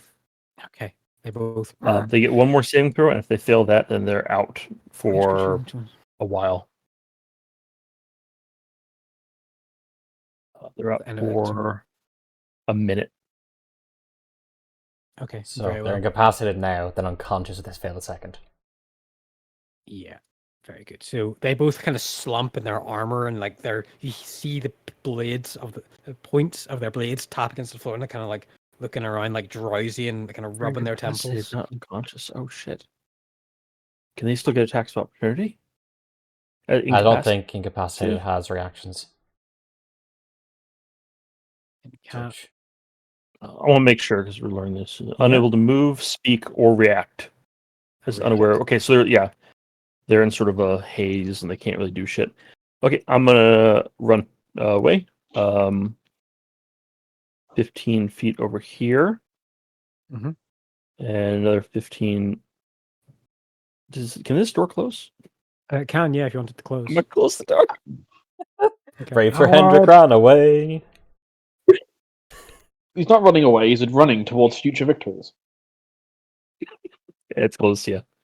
Okay, very good. Listen, I just took the boss out of the battle for half the fight, and I just took out 2 more enemies. I mean, no, it's fair. He has done well. This one here, she is going to. There's nothing in action. Tyr's ideology about being brave. Oh wait, she healed Hendrik last time. She's going to move over, and I think they're going to try and guiding bolt the big bad as well. Priest. Give me the character sheet open. Guiding bolt against him. Okay, guiding bolt. Oh! Oh my fuck! Okay. Who So has who just been explodes? eviscerated from existence? That was Rue. That was the Kinos priest. Yeah, on who? He Is it stands. non-violent He's or still up. non-lethally or? You can't. It's ranged. He can't non-lethal spell. Okay, gotcha. I thought you could. He stands forward, presents his holy symbol of Kinos, and just points, and you see a flame from his feet stand up and make the shape of a hammer as it spins, just top over end, and smacks into the temple of the guy in full plate. The helmet crinkles and cracks and breaks into its base components into raw metal as like showers of fragments scatters in amongst his bone plate and his scalp as blood pours down his face. That was Rue's turn. Palmera. Wait, sorry. Is he dead or? No, he's still up. Oh my god! All right, you know what? I'm very glad for that. I was not winning that fight. She's going to do the same thing with advantage because she's got an advantage now. She's going to see, and she's going to do the same thing with guiding bolt with advantage.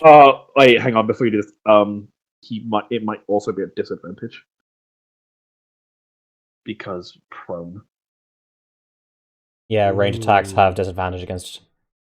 So the crit still happens because there's the first dice rolled, was the first d20 rolled, even though I rolled with advantage, and what she shouldn't have done. So the crit still happens, but she rolls normal with it, with guiding bolt. She's still gonna try it.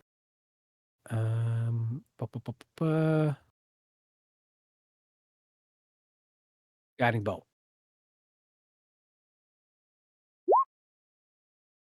14 misses, fortunately. They're getting low in spell slots.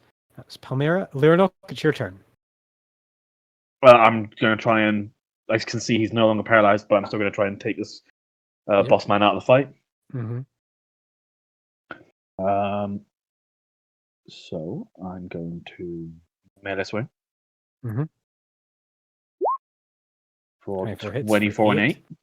Yeah, it hits. I'm not going to bother trying to topple him. He's already toppled. Uh-huh.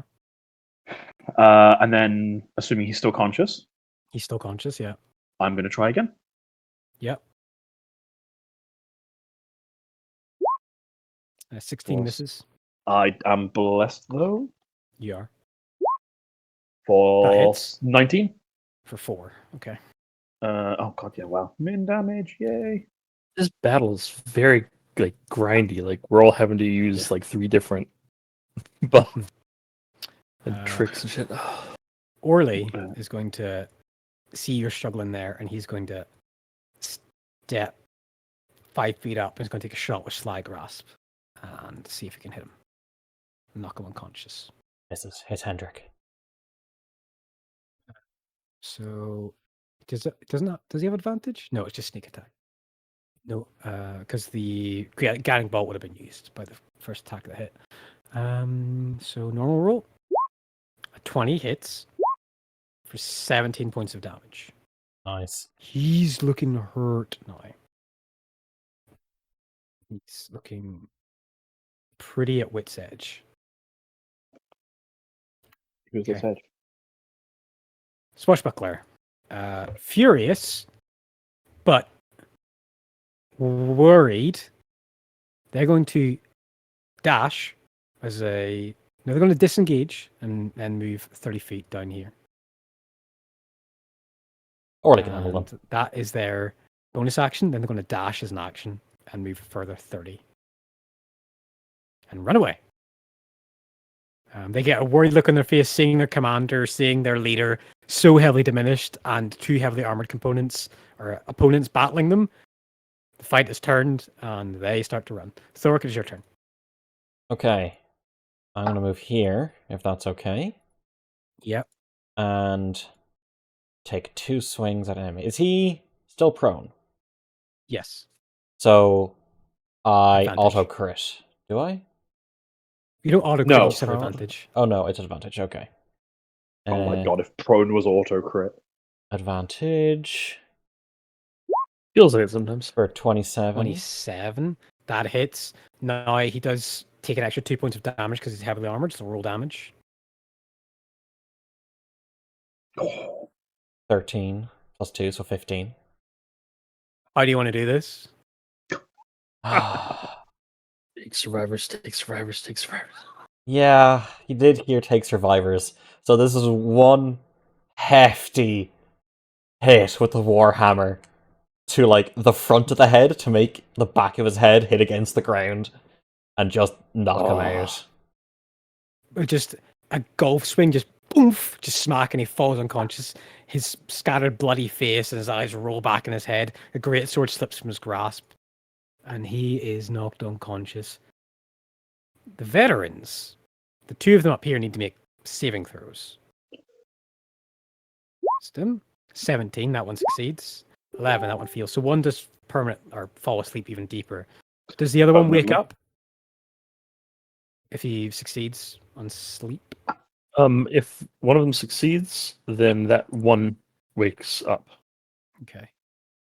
At the end of its turn, so he just has to stand there. He's conscious now, but he's just standing there. Okay. The last one with a heavy crossbow is just going to dash 60 feet and run away. Torkel, your turn. So he's asleep permanently, or for a extended period of time. A minute. Yeah. A minute, and this guy is conscious, Yeah, correct. Yes. and he's dead. And he's unconscious. Yeah. He's unconscious, and he is. This one here is. Oh, sorry, I forgot about this guy here. I forgot about him. He was going to attack you 3 times. Sorry about that. I forgot. Oh, okay. One. Miss. I forgot he was there. 10 misses. 2. 1 Miss. misses, and short sword. 13 misses, so he does nothing. Yeah. But he would have moved there to attack you. Okay, that's fine. My spiritual weapon is going to take an attack against him as a bonus action. Mm-hmm.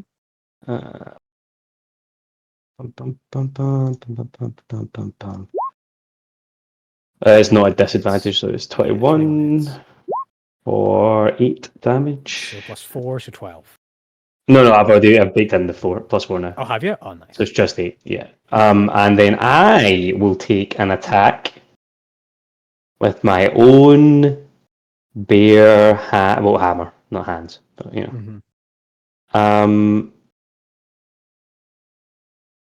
When I find it, here we go. This one,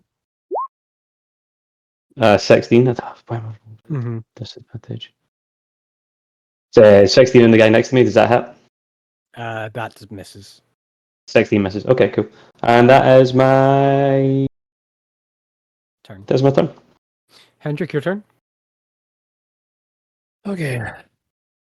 Step 1, open the door. Yeah.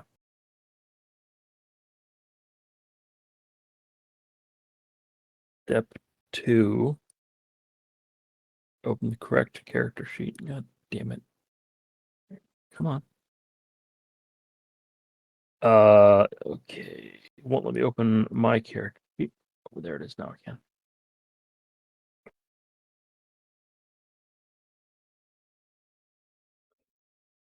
Sleep is already a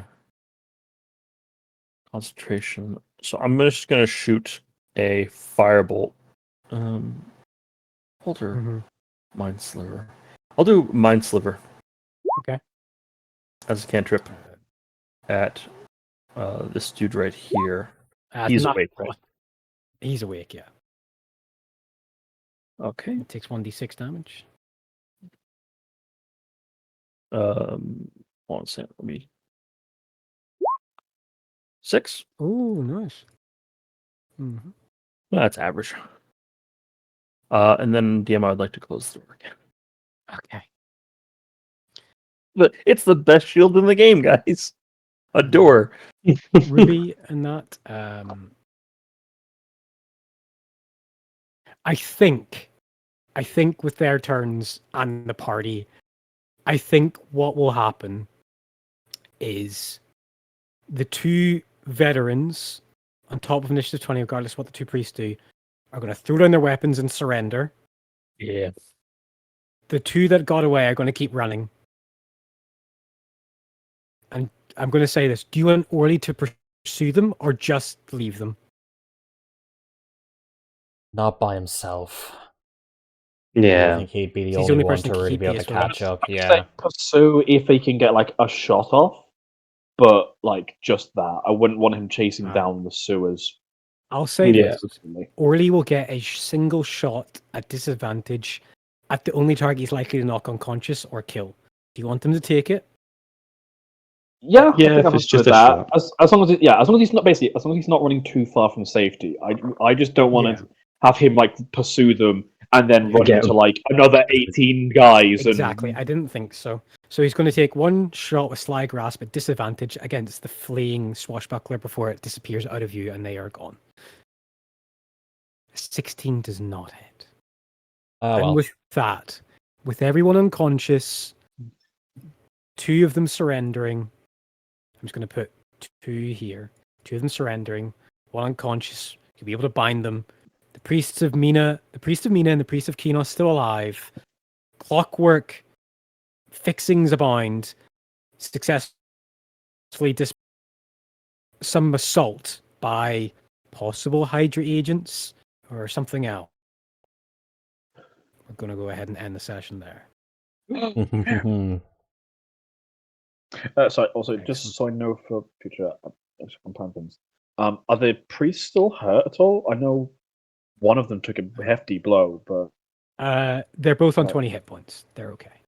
okay, that's fine. As long as they're not. Let's But yeah, quickly do piety before we go ahead and end completely. Oh shit. Okay.